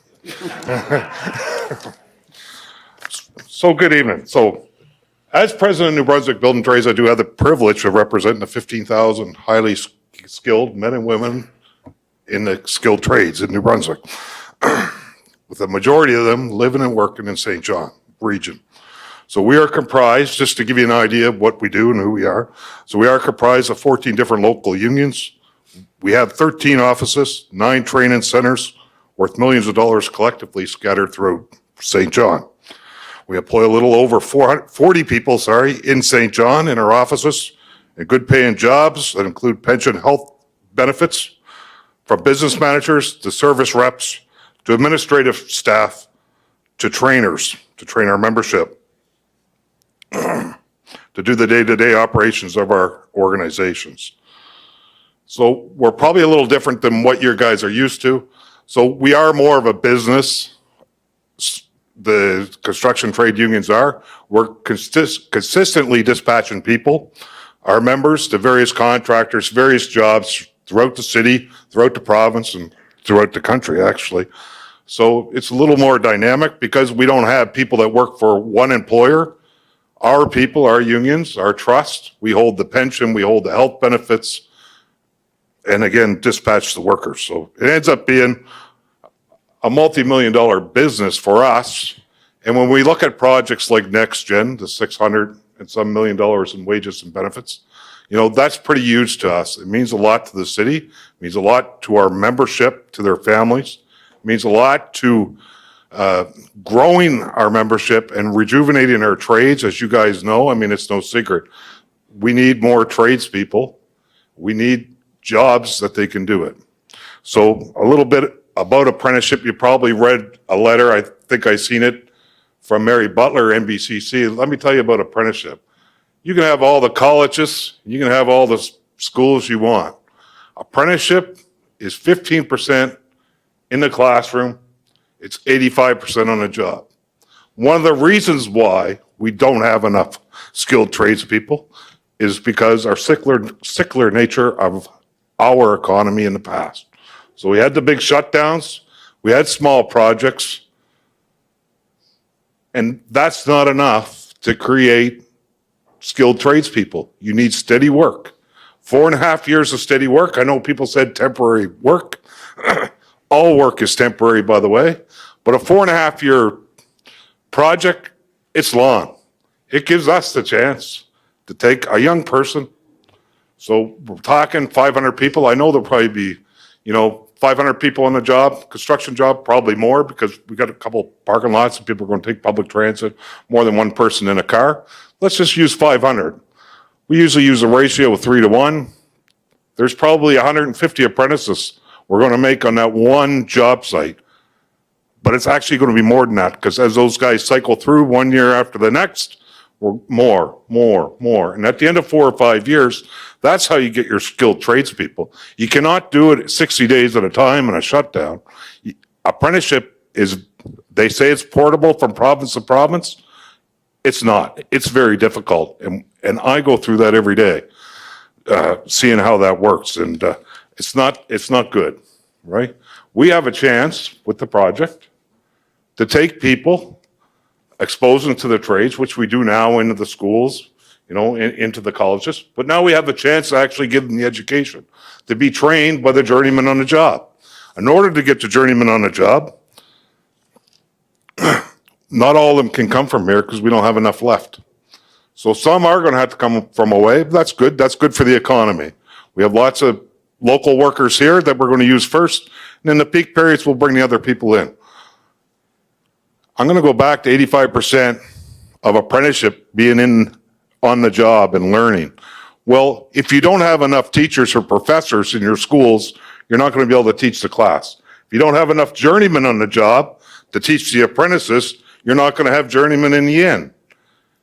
It all got to work hand in hand. And part of that comes into the peaks of the construction cycle when you look at next gen up and down. Well, in that peak, yeah, there's going to be a lot of people here. And that's fine. They're going to add a lot of value.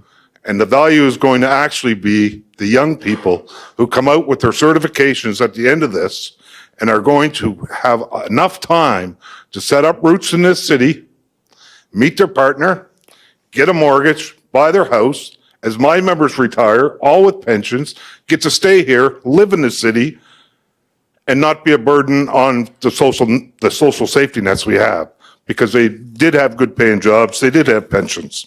So I'm gonna go back, and I don't know how I am for time, I get on little rants, so. Got you at 5. 5 minutes? Oh, perfect. So I'm gonna go back to, I'm not sure if this is about a train or parking or whatever, but I do know my people are, I want them on that job, I want them earning, I want them going home to their families quick as they can at the end of the day. And I want to do it with as less disruption to anyone as I possibly could, you know? But I do got to say this. We talk about traffic sometimes like it's a bad thing. I was an apprentice in the 80s and the 90s when you couldn't buy a job in the city and the parking lots were empty. Wasn't a good time. Not a lot of people working, a lot of people moved away. Our parents all worked away who were tradespeople. Not that great. And I can remember when the refinery went on, you know, this was in 2018, the biggest shutdown they had since 2000 when I was there. You know, I was late for a meeting. I got way late at another meeting. I was late for a labor relations meeting. So typically I could find a parking spot within the park and someone would leave, run to the LR meeting. Well, this day it was so full, I ended up not only parking across the street, not in the other street, but way down the street. And as I get walking, I was mad because I was going to be late. I was being a little selfish. But then I got looking, as I got thinking, and I started walking by each parking lot, I seen the cars. Those cars meant people were feeding their families. That's pretty important. That meant they were paying their bills, that meant they were paying their property tax, and that meant they got to live their life. So for that inconvenience, I had a little light bulb go off, and just in the LR meeting, one of the people there mentioned about my members complaining about the traffic. And I said, look, and I told him that story I just told you. I said, 2 hours ago, I would have agreed with you. I had a little aha moment. When that parking lot's empty, no one's making money. When that parking lot's full, we're all making money. And I think that's important to remember in the city. I think when we looked at the traffic studies and all that as well, I think it's important. A lot of my members live in the West Side, so they're going to stay in the West Side. I don't hear people from East St. John complaining about us West Siders, or I used to live in the West Side, going out east to go to work because that's where most of us work. You know, that's the way it goes. You know, you got to go where the work is and the projects are. That's the way life is. And I am Church Avenue, just Councillor Ogden, when you mentioned the overpass, I live right up the road from that. I remember the trains and I remember the overpass going in. I remember West Side when I was a little kid and everyone wanted to still be Lancaster. You know, we all got our hair cut, right? They were still cursing that out. We're all getting our hair cut at 1 or 2 barbershops. There was a butcher shop. There was a variable department store. Old Harry used to work the traffic beat instead of the traffic lights we have on Church Avenue, and all was well and nice and quiet. But, you know, things happen, the city grows, and it's good for everyone. I don't think we should dismiss that. So I think when the traffic studies come in, they didn't take into account all the people in the West Side, staying on the West Side. People on the East Side might be a little more happy. And I know it's a balancing act, but it is a balancing act. This is what it's all about. And, you know, I find myself a little, oh, you're going to cut me off. I am going to do that shortly, but Yeah. finish off. Got Sorry. a couple of questions for you here, too. I see there's a couple of councillors that have questions for you as well. Oh, absolutely, yeah. Okay, I'll go first to Councillor Harris then. Thank you, Mayor. And Mark, thanks, Sean. Mark, thank you for being here. Your voice here at the table is very helpful. You mentioned housing. There's two pieces to this puzzle that Director Tim O'Reilly pointed out and that has been on my mind. One of them is housing, workforce housing specifically. In my experience, working at the residential construction level, it is incredibly difficult to capitalize on the opportunities that we have here that are unique in St. John around housing. There is an important role to play, I think, for your groups, and I know I see Arlene here as well, around cultivating a relationship with the residential construction sector from a project like this. And I absolutely take your point. If we've got journeymen getting through to their red seal on this job, I was taught the tool you practice on, the tool you play on is the tool you end up buying when you first get out there. And I think that's true with some of our first jobs, right? You get a first major career, first major stick, you're going to want to stick around. You're going to have some more investment in the community, more ties to it. It's an important point. But we need to have your voice in your group supporting some of the other broader conversations around housing. Because if I bring 500-600 people here right now to swing a hammer or run cord or whatever it is, there's nowhere for them to live with a 0.7% vacancy rate. And we're never going to have those new units that are currently under construction, the 1,000 or so that are currently under construction, ready for occupancy by the time we get there. So it's crucial, and there are some creative solutions. I don't have to get them to now, but I think it's, we talk about Sims Corner and we talk about the port and we say, oh, well, those are outside of the scope of this. It's impossible as an elected official to sit here and to make a decision in a silo. We say, oh, it's just about this land. No, it's about what you're talking about. It's about the future of these workers. It's about where they're going to live.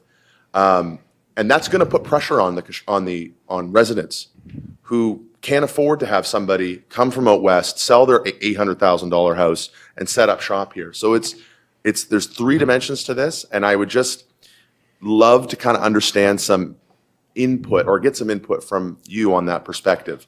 Because if you are bringing folks out of town, I know we're going to have to, giving them a place to live is going to potentially push one of my residents out. And I've got 300 people living on the streets. And I've got people who can't afford a $200 rent increase that somebody out of town could. So the creativity level does have to come up for all of us. I know you're up to it, but I would just love to know how your organization is handling that conversation. So absolutely. So let me talk about, I guess, the project and the temporary workforce and my idea. I know it was mentioned a couple of weeks ago that, people be from out of the country. There could be some people from across Canada. No one out of this country that I'm aware of. Some people from across Canada. But there's going to be lots of people here from New Brunswick. And just like we manned the turnarounds at the Irvine Oil Refinery, I don't think, because no different, if we understand the construction cycle, no one is going to come for that project for the peak parts, those journeymen that we need. So, we got a lot of local journeymen. Our apprentices, obviously, we want them to be local.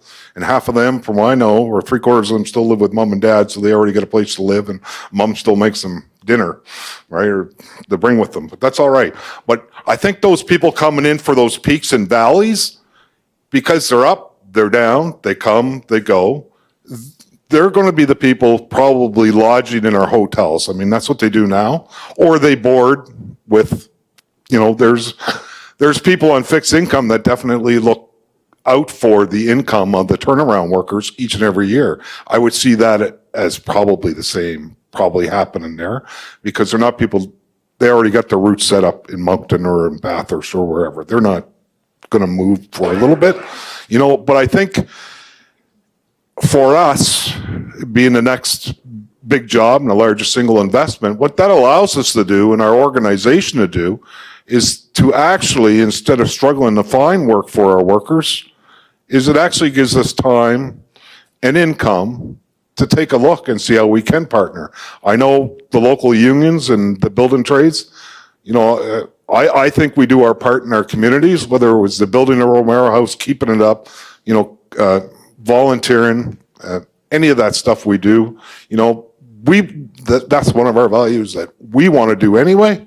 I think projects like this give us the time to take a serious look at it because we're all here. We're not worried so much about other things. It gives us resources, right? And allow us to focus on some of these social issues. You know, one of the biggest things I see, and not to diminish what Councillor Ogden said about university, I believe there's all kinds of chances for our underrepresented, underprivileged groups to come up and start in the trades. We got a job right in the middle of the city, right here, that, you know, that we can show them. I go to the schools now, and my affiliates all go to the schools now. We try to help out. We give out money to the schools to bring their shops back. You know, that's all good stuff. But they can't be what they can't see, and it's no good showing them if you don't have the job to give them on the other end. You know, they don't have to go to university to make $100,000. There's opportunity here for them. Thank you. And I'm sorry if I rattle on, but I have another question. Councillor Sullivan, over to you. Thanks, Your Worship. Thanks for the presentation. Actually, just based on the last thing you said, come see my principal at St. John High. We'd love to support more trades. Well, just before, but I don't want to go down that rabbit hole. I'll just throw it out there. But I do have a question with regards to you talked about the opportunity for apprentices. Do you have that many waiting? Do you have that many that you could fill that queue? You were talking about 150 apprentices turning around a couple of times. Do you have those people? what'll happen is I have some of them. I will go get the rest because I need the opportunity. You can't expect people to line up for a job that's not happening for a year. So you got to be ready, and you got to be willing to go out and get them, and you got to be willing to work with your employers, the employers associations, the province of New Brunswick. So, I sit on many committees at the provincial level of my position, looking at this stuff, wondering how we're going to solve this. And I sat there for 6 and 8 years on these committees, and, COVID kind of hit, and then it kind of all hit us in the face because the early retirements started happening. But we never had the jobs per se to do that. But now that we can look forward and see those jobs, and we know the housing is going to continue, now we can actually go out and say, hey, you're graduating grade 12, let's go. Come on. Strap on the tools, save your mother and father some money from university, let's get going. So you're confident that you'd be able to fill those spots having this length of time? Okay. I am. I have to be. I'm not saying I can fill one Monday. I get calls on Friday to bring 10 guys on Monday. Like that's how kind of quick it works. I can't say I'll get those 10 guys on Monday, but I'll get you 7 and I'll find those other 3. Okay, thank you for that. Yeah. Specific to our parking lot. Yep. Educate me on large projects like this and the norm of on-site parking versus satellite bus parking and how things work. I hate to be a politician, but that's a great question. I am glad you asked it because it was in my presentation and I kind of went off on the rails there. Glad to bring you passionate about the trades, but thank you. So I do. So I have, in my career, I hate to say it now, probably 35, 38 years of working in the construction industry, a lot of those away. A lot of those on big jobs, a lot of, just like this, mega jobs across the countries. And I got to see it. So there are times when busing made sense. So I'll talk about Edmonton and Fort Saskatchewan, 45 minutes away. There was a group of people, and I'm talking thousands of people living in, 5 or 6 or 8 hotels. So it made sense to bring buses and then bring the workers out. We all flew out on planes, right? And we get bussed out the 45 minutes to the job and back home at night. So that made sense. Out the camp jobs, I'll tell you what people get tired of, is when you have 1,500 people waiting at a camp for 500 buses with no schedule, right? And everyone's trying to hoard in, rush in, get out. Or, like we've seen in actually for a local example, at the mill shutdown last year, where they put them down CFM and they busted them down. I mean, I can tell you the feedback and the hate for that went on was incredible. I couldn't, not to say I couldn't believe it, but it happened, right? So in those situations, there's two very different things. When you have a group of people going there, right? But for us, and there's a lot more money out there, by the way, too. For us and for our workforce, they're going to come in by their cars. And one of the things they like that makes them feel human is be able to drive their cars to work, being able to go to a restaurant when they're done work, and being able to go back to their place, not a camp. I don't know anyone here work in a camp? If you haven't worked in a camp and you have been to jail, they're very similar. All right. Right? I'm gonna cut you off there then. That's all right. Okay, so Councillor Stewart, do you have a quick question? I'll tell you, we've had, what, 2 speakers up? We're, an hour and a half into this, so. It's my first time in 55 years speaking, so. Well, you're doing a good job at it. I'm a good speaker. I'm a bad shutter-upper. Okay, you're excused. I'm going to call for a break here. Okay. All right. So do I need a motion? A recess motion, please. Seconded, perfect. Thank you.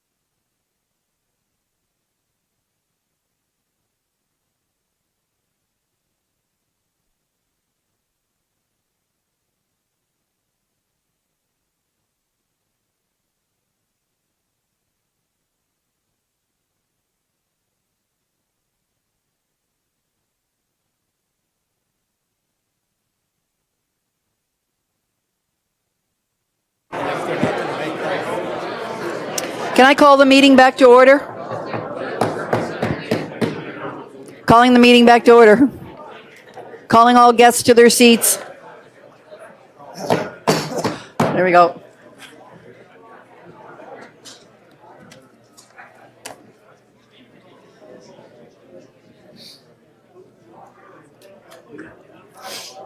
Okay, I'm going to get started again, folks.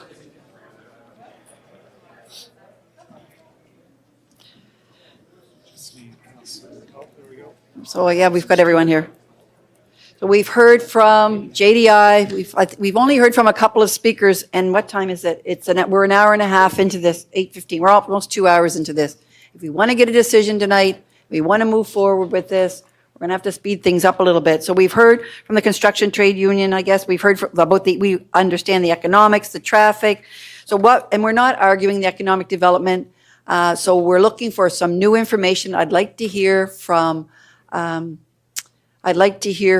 residents, or I'd like to hear from people who are in support of the project. We can get to the JDI people. We've done a lot with JDI at the end of this. But is there anyone else who would like to speak who's not employed by JDI? Please come forward. Give us your name and your address, please. Hang on, we just got to get your mic on there, Sharp. Corey. There you go. My name is Arlene Dunn, and I am the CEO of the St. John Construction Association. I'm here tonight representing the Employers Association, and our offices are located at 263 Germain Street. So we actually are Canada's oldest employers association. We were founded in 1886. We have over 100 unionized contractors right now within our roster. And we're very excited about this project for a whole pile of reasons. And I am going to keep my remarks very brief. I came here with 5 pages to talk about the contractors and what it meant for us as contractors. But during the course of sitting here and listening to some of tonight's discussion, there were a couple of things that really resonated with me. One was Councillor Ogden talking about utilizing this opportunity to train people, and especially the vulnerable populations and the vulnerable sectors, giving them an opportunity, giving them a leg up, giving them a future. And then, of course, I had a discussion as well with Councillor Harris and all the great stuff that he's doing with respect to home building and honing those skills that we require, whether he's working with previous offenders, vulnerable sector populations, youth, etc. So I'm going to keep my remarks brief with respect to the Employers Association. We are 1,000% supportive of this project for all the reasons that John Mark just talked about. He also gave a good analogy with respect to what happens across the country when you're working on these projects. And I would say it's important for us to differentiate this project. This is a mega project, which doesn't usually happen. Anything over $1 billion is considered a mega project, and they are far and few between in Canada. I had the great advantage of working on 3 of them in the province of Newfoundland. The Hebron project, I went over there to actually run the Employers Association. That was a $14 billion project. Also Long Harbor Valley, which was around a $12 billion, and of course Muskrat Falls, which is probably going to fall around $18 billion. But I can tell you the great thing about these mega projects, they offer tremendous opportunity for skilled trades, and not just for skilled trades, but building that contractor capacity. And that's one of the things that I want to touch on. Building that contractor capacity is going to be crucial for our city, and the reason why is because we need to make sure that these contractors who actually are in our city get work in our city and stay in our city. We don't have general contractors anymore. If you look at the province of New Brunswick, there's no general contractors left. Many, many years ago, before my time, we had general contractors. We had a fluid contracting community that I would say now is not as robust as what it was years ago. So we need to make sure we maintain that contractor set. We need to build on those skill sets. We need to build that capacity. And that means making sure that we have projects for them to work on at home. So that's really important for the contractors. Secondly, I would say with respect to the vulnerable populations, when I took the job at the St. John Construction Association as a CEO, one of the first things I did was I met with a number of community partners to say, and I knew this from my previous experience in government, we have a lot of vulnerable populations here in this city. And I would say that, you know, when we look at some of the children that are falling through the cracks, I think the recent number that I heard was 500 to 600 that are falling out of school, not participating anymore, basically disappearing. And I said, look, we need to do something about this. I did have conversations with JDI. I am a member of the Be Happy team, and I can tell you that's a number one priority for the St. John Construction Association. We've already been working on that back in March. There's a local not-for-profit that I gave a letter of support to for this very reason. That local not-for-profit cannot come out and talk about this project yet. They did actually get the green light from the federal government, but we're still in negotiations right now with respect to how this is going to look. So I want to make sure that everybody understands here tonight that the association may be an employers association. Our partner is a union, but I can tell you we are very community focused. We are focused on those kids that are falling through the cracks, the vulnerable populations, people that would never get an opportunity to work in this sector. And this job, more so than ever before, is a job that's actually going to entice people to come here and also to choose those paths and careers and skilled trades. And as I was saying at break to Councillor Harris, we have Mactaquac Dam, which is going to be overlapping this project. So we literally have 10 to 12 years work ahead of us. What better time to take these vulnerable populations and kids and say, look, here's a real viable opportunity in the skilled trades. And you heard Jean-Marc earlier talk about wages. You know, you're looking at over $100,000 a year. They can buy a car, they can buy a home, they can actually have a family here. So we are very focused on that at the Contractors Association. And I can tell you where the rubber hits the road is the fact that we've already started this work back in March, long before this discussion here tonight in front of council. We're already working on it with the not-for-profits in our community, and we're moving ahead on creating these opportunities with our owner partners on making sure these vulnerable populations have jobs and can be trained here and stay in our beautiful city and grow their families here. So with that, I'm going to keep my remarks short, but if there's any questions, I would be more than willing to answer any of them. Thank you. Councillor Redwan, I'm trying to keep the questions limited, so if you could just get right to your questions so we can get through this. Thank you, Arlene. Thanks for coming.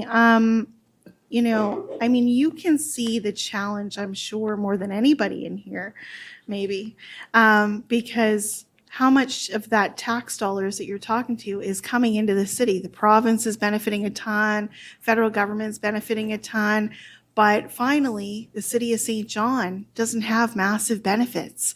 And finally, we're going to have traffic flowing through there like crazy. So, you know, and the big thing for me is when you think about it from a land use planning situation, we have huge heavy industry over here. Then we have houses over here. What kind of breaks that apart to make it a little bit more livable is that park, right? So how do we take that away? So, you know, is it good for the well-being of the community there to take away that park without having another community benefit that'll maybe lessen the stress? I think it's a valid question, and thank you for the question. And as you heard earlier from the previous presenters, the project itself in terms of the parking lot is 30% in terms of those parking spots. And I've seen some of the pictures, they were presented by Mr. Mosier at one of the last presentations with respect to the beautification and the things that are going to happen around that. I've been to that park several times. It does actually require some beautification. So I would say that I'm very, very happy and pleased with what I heard here tonight, the fact that they're willing to collaborate and partner and sit down with our community stakeholders and talk about the real issues at hand, which is Sims Corner. It's the elephant in the room, but we have to talk about it. There's no doubt about it. But I have full assurance, and I'm very, I would say supportive of the fact that they want to take this park and beautify it. They want to connect it into Harbor Passage. And I think that, I wasn't even thinking about this tonight until Councillor Harris brought it up. But tying that community center into this, that's amazing. And that's exactly what we should be doing. So I am heartened by the fact of what I heard here tonight and the fact that we're going to tie in those community partners. We're going to have that parking. It's 30% of the park. However, having said that, it's actually on the other side where it doesn't impede in terms of the view and things of that nature. But at the same time, they're going to beautify that park and it's going to be accessible for all of us. And I particularly like the fact that we're actually going to have, if this is supported tonight, a walking system where we can actually safely cross because no one wants to cross there. No, I get that. And it's great to talk about helping the community center. The community centers do a ton. But finally, the neighbors right in that area and people going through there's where the big issue is. And that's who needs to be helped more than anybody. Absolutely. But I agree. Thank you so much. Thank you for the question. Thank you so much. Thank you. Thank you. All right, I'll ask if there's anyone else who would like to speak in favor of the project. Please step up and give us your name and address for the record. Tim Jones, 180 Ragged Point Road. I didn't plan on speaking here tonight. I'm the guy who sits home and watches council on TV and screams at the TV and then a lot of times agree with what you guys are doing. I'm that guy. But I wanted to be here tonight because I was really excited about this project and I was really excited about what it could provide for our community.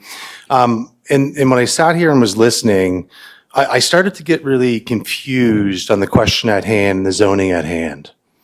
When we look at the development proposal, it's currently zoned industrial. The train traffic is going to exist regardless whether we approve parking or not on this particular question and application at hand. What I'm hearing is we're hoping to utilize the rezoning of that park space for parking to leverage financial contribution for a project, and that's just what I'm hearing. I see you shaking your head, Councilor Robin, to fix that issue at hand. This Sims Corner, since I've been around, has been a significant issue, and we've talked about it year after year after year. I am very encouraged by Mr. Carson's presentation tonight because this is the first time we've had the city step up with an investment. Mr. Lowe, you and I spoke in reference to that, the $3 million, that they're willing to sit down to the table and look at what is the long-term solution.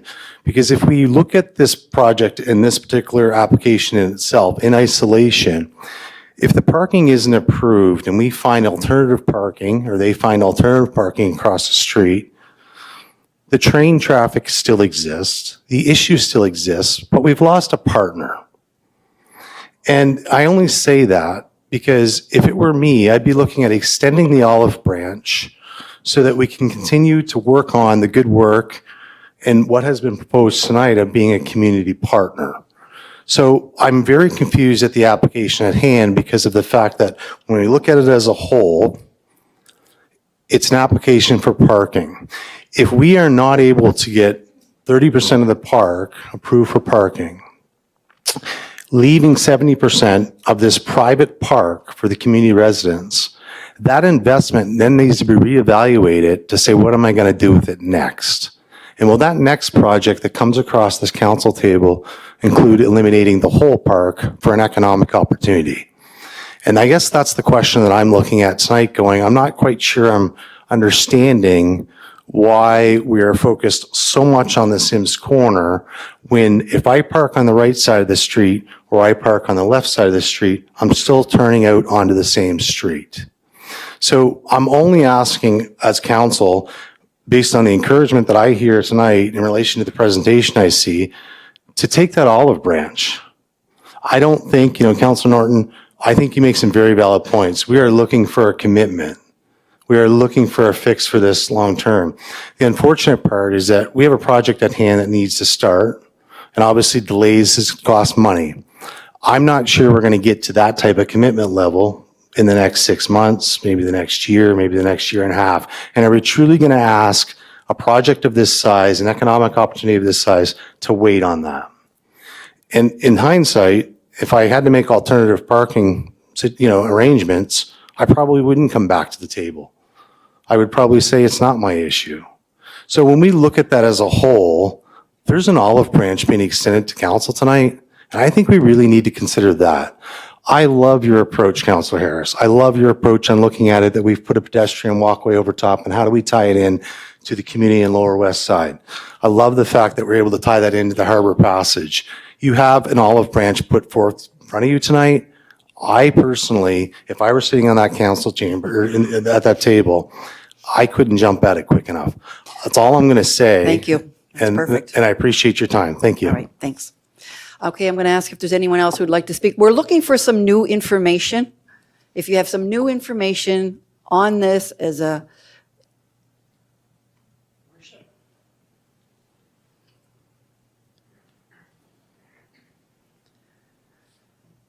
I'll get you to give us your name and your address for the record, speaking in favor of the project. Yeah, my name is Terry Nealand. Terry Nealand? Nealand. Yep. Okay. Yeah, I live on the west side over in Charles Street, and I agree with that project. Okay, perfect. Okay, Thank you. Anyone else here who would like to speak in favor of the project? We'll take your name and address for the record. My name is Malcolm Campbell, 27 Reflection Lane, Quispamsis. Again, yeah, I'm wearing Irving colors, but what I don't understand Do you have is, any new information for us, though? I just, if I could just make one quick statement. Okay. We're sitting there saying, you know, we don't want the cars coming in, we don't want the cars coming in. Should we be asking, we have the cars coming in, how can we support the community? How can we support West Side? How can we grow West Side with the people that are coming into West Side? And I think we're losing focus of taking advantage of the people coming to West Side, and how can we grow West Side? How can we grow St. John? That's all I have to say. Thank you very much. Appreciate it. Anyone else like to speak in favor of the project? Come up and give us your name and address, please, for the record. Bryce Bellier, Bel Air Avenue in Rothsay. That's my house. My home is St. John, born and brought up in the South End. Lived here all of my life, made my living here, and have a significant family that are now on their way. And I'm speaking on behalf of a group of mostly retired business guys that wrote a letter to council a few days ago. We did receive that. I'm going to talk about it as we. We are part of this community, as you are and as everybody around is. In our opinion, St. John's best days lie ahead. We've seen some good ones, we've seen some tough ones, but our best days lie ahead. What can we do as a community to make sure St. John becomes successful? We have not been terribly successful in the past. We've lost some great opportunities. Think about our shipbuilding projects, and I think about the Energy East projects and the things that could have been game changers for us. Now we have one right here tonight to deal with that's a game changer. And it's a project that will lead into many, many other projects surrounding the port, the airport. And so when I say the world is watching us, the world is watching us tonight. The decisions that are made in this room tonight, every one of us who's in this room tonight will carry the weight of that decision when we leave here. And it can impact on future generations of our children, our grandchildren, and our workforce. And so we have some great threats. Our greatest threat at the moment is this threat of tariffs. What might that do to our business in St. John? What might it do to the opportunities that we're hoping we're going to have? We don't know the answer to that, but I'm not hearing anybody talk about that. What are the risks if we don't advance this project and make some things happen very, very quickly? We're not known in St. John to be a really welcoming place for business. We have not been for quite some time. We've seen places like Moncton and Halifax leap ahead of us because they put the welcome mat out. And I would dearly love to see us tonight, led by you, put out the welcome mat. The business in St. John is welcome here. You know, there's a saying that says, business goes where it's invited. We've got to put out the invitation, make it very clear that we'll welcome opportunities. So business goes where it's invited, and it stays where it's appreciated. And we got a lot of work to do in Greater St. John to make sure that that happens. Here's our opportunity. This is the best opportunity we've had in many, many years, and may well be the best opportunity we're going to have for many more years. So let's embrace it. Let's put our hand up when the motion comes forward tonight. Let's everybody around this table, but everybody in our community put their hand up to say, we need this. The future of our community needs this. And we're behind it 100%. So let's put out the welcome sign and eliminate any confusion that there happens to be around the fact that it takes an awful long time to get anything done in St. John. There's an awful lot of red tape and rigmarole. What can we do to cut that down? We're all part of it. Those of us back here are part of it because we've condoned it and encouraged it over the years. And you folks have an opportunity now to take a good look at it and say, what can we do to make St. John a more hospitable and more welcoming place when business approaches us for an opportunity? Thank you very much. Thank you for the opportunity to say a few words, and good luck with your decision tonight. Thank you. I'll ask again if there's anyone who would like to speak in favor of the project. I want to remind everybody, we are looking at a municipal plan amendment and a zoning bylaw amendment for a parking lot. So if you have any new information for us, we'd love to hear it. Is there anyone who would like to speak? If we've heard from all of the residents or citizens, if we're going back to JDI employees, I would like to get us to a decision tonight. I think we've heard a lot here tonight. So I'm going to ask if there's anyone else who would like to speak in favor of this project. I'll ask 3 times to make sure I cover it off. I'll ask again if there's anyone left who would like to speak in favor of this project. Yes, Councillor Stewart. When Mr. Carson was at the podium, he had mentioned that there was somebody from JDI that was going to speak about specifically Overpass at Sims Corner. Can we hear from that individual? Is that okay? Oh, yeah. I just wanted to get through all of the citizens first before. I didn't want to have a huge lineup of JDI employees. If it's something new that we haven't had, come on down.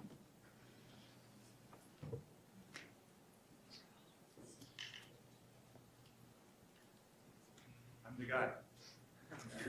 Now, I probably will disappoint because you called me a train guy potentially. So I'm not a train guy, but I can give you some new information. Good, new information is what we're looking for. Okay.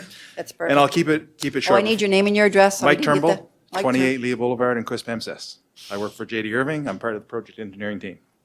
So a couple of years ago, we saw a rendering of what was going to be a new roundabout at Sims Corner.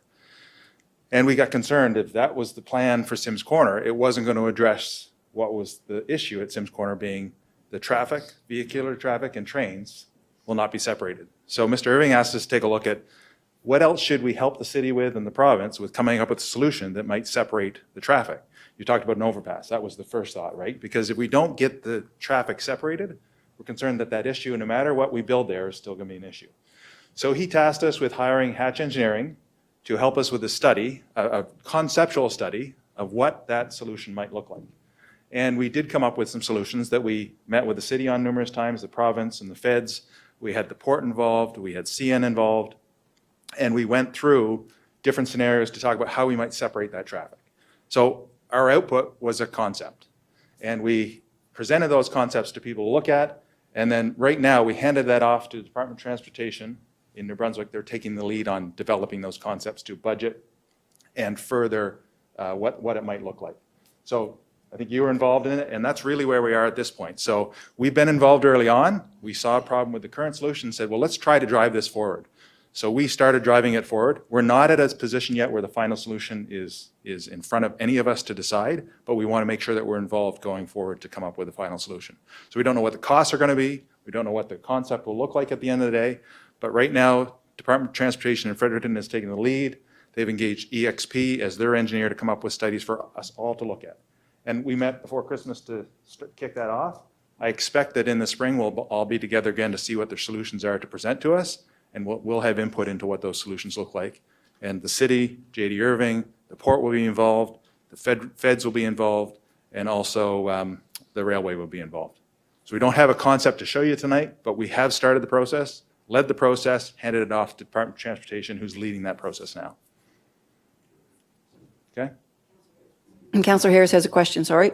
I just think we'd be remiss. I love the team that's behind that. I didn't know that. And actually on my list of things that I would want to see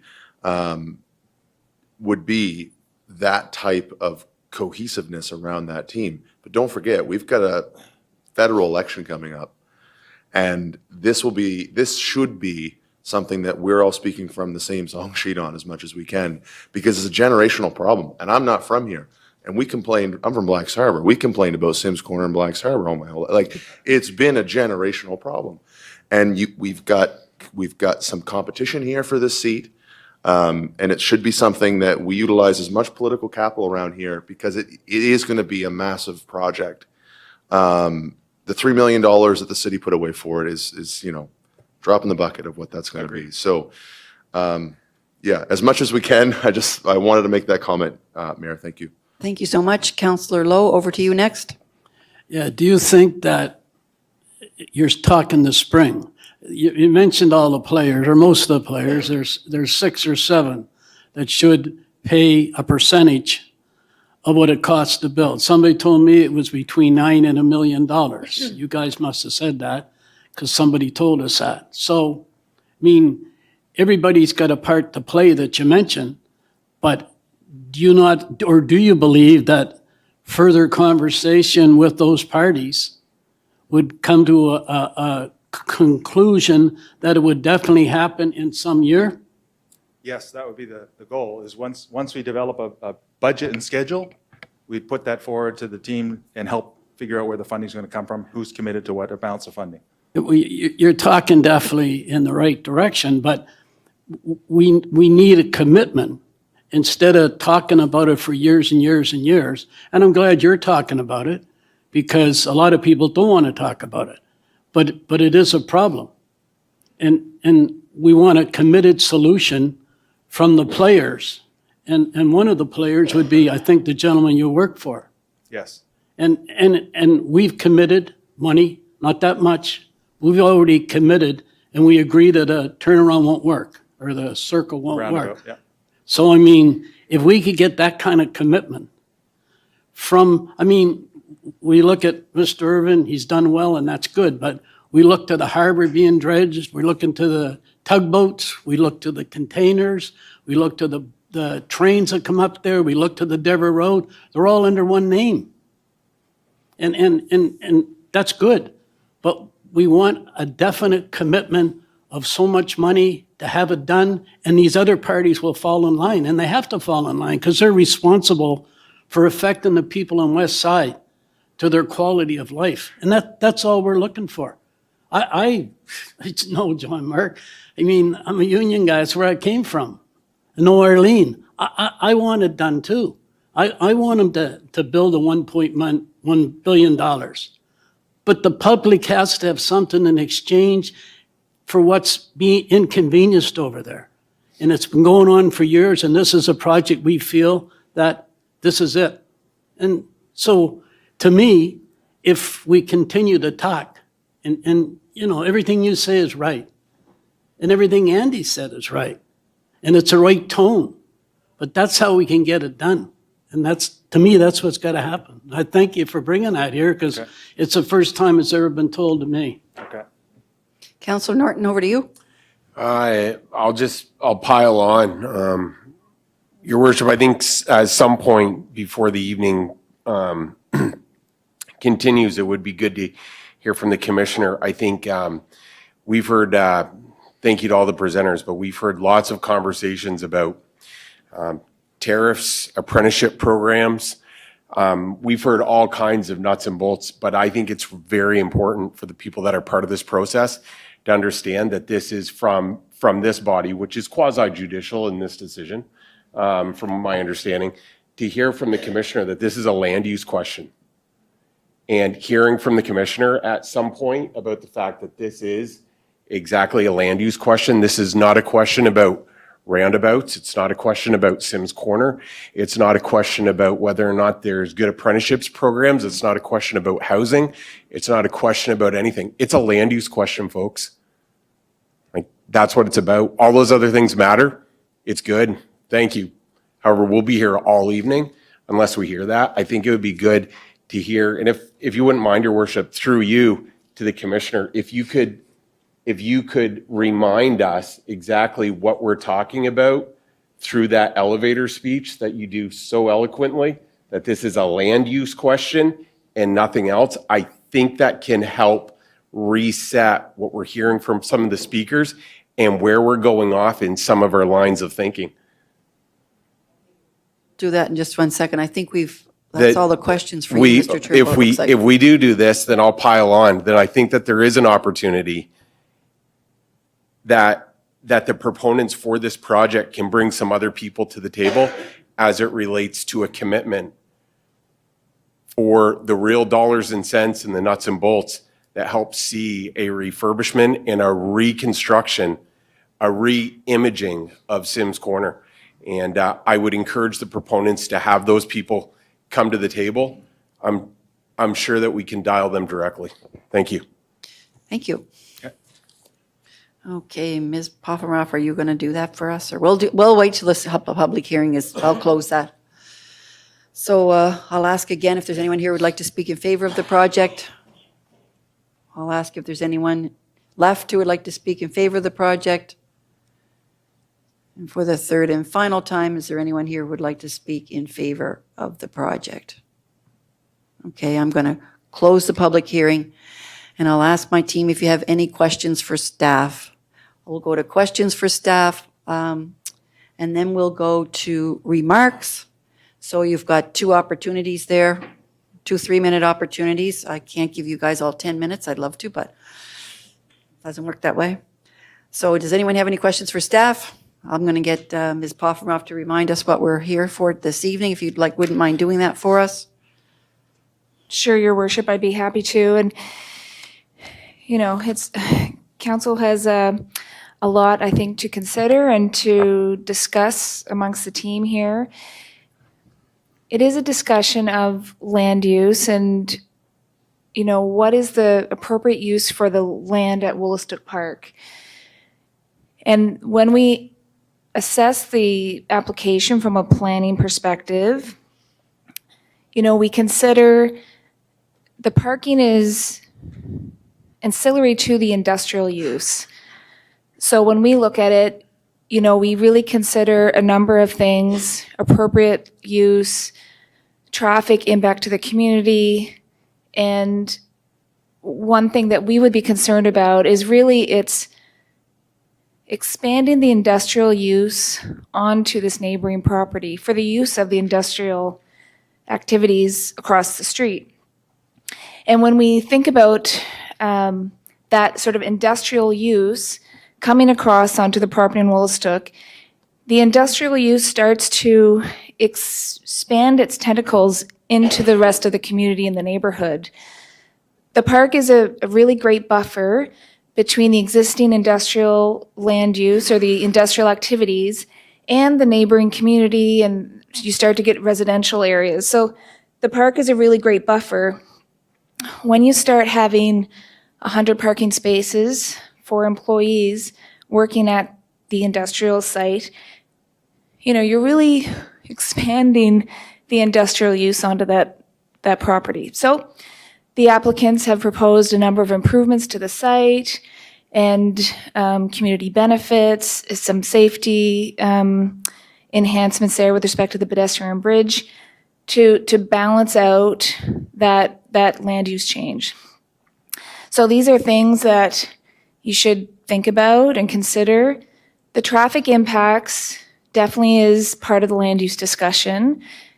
And, you know, I can't speak to it as eloquently as other people like Mr. O'Reilly, but, you know, Sims Corner is an issue, and it's becoming more of an issue as a number of transportation volume increases there. And this will impact that likely, and those are things that you should weigh in. But it's, you know, it's not a discussion of whether or not council supports the next gen project. If you support JDI as a company and their need to expand their business, grow their business, enhance their business, I think we could all agree that we all support that.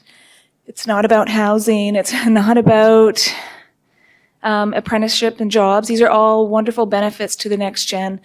The discussion before you this evening is whether or not you think that a 500 spot parking lot is appropriate for the Woolastook Park, and if the zone that's being requested, a special zone, is an appropriate decision for council to make. And staff has provided alternatives in the report. If you want to talk about some of those alternatives, we can certainly talk more about that, and we are here for any additional questions you have. Okay, thank you. I'm going to go to remarks, I guess, now, and I've got the deputy mayor up first. Thank you, Your Worship. I guess a question before the remark. There's been a lot of talk here tonight about, we can have this discussion, we can entertain this idea. We all recognize that we've got problems. There's issues on the table. And I know that nobody was supposed to talk to any of us decision makers, but you could definitely talk to staff. They don't make the decision. So I think those conversations need to be had in the next day or two going forward. And I think you need to come to some sort of a combined agreement and then bring it back to council and say, hey, this is something we can all live with. And I think if that takes place, that's a much better way of doing this than saying we could have that conversation and yeah, it's a problem, but you know what, I'm only in this job for 3 months and then somebody else is going to take over and it's not their problem. And because we talk about commitments, it doesn't happen through, a casual conversation. It happens at the table. And so, if that's something that we can do, Your Worship, I would certainly like to see both sides get together, start talking seriously about what we've heard here in the last 2 meetings, and come up with some sort of a commitment and move this thing forward that way. Thank you, Councillor. I'm going to go around here. I've got because everyone will want to weigh in. So let's see where this goes. Councillor Ogden, over to you. You've got 3 minutes.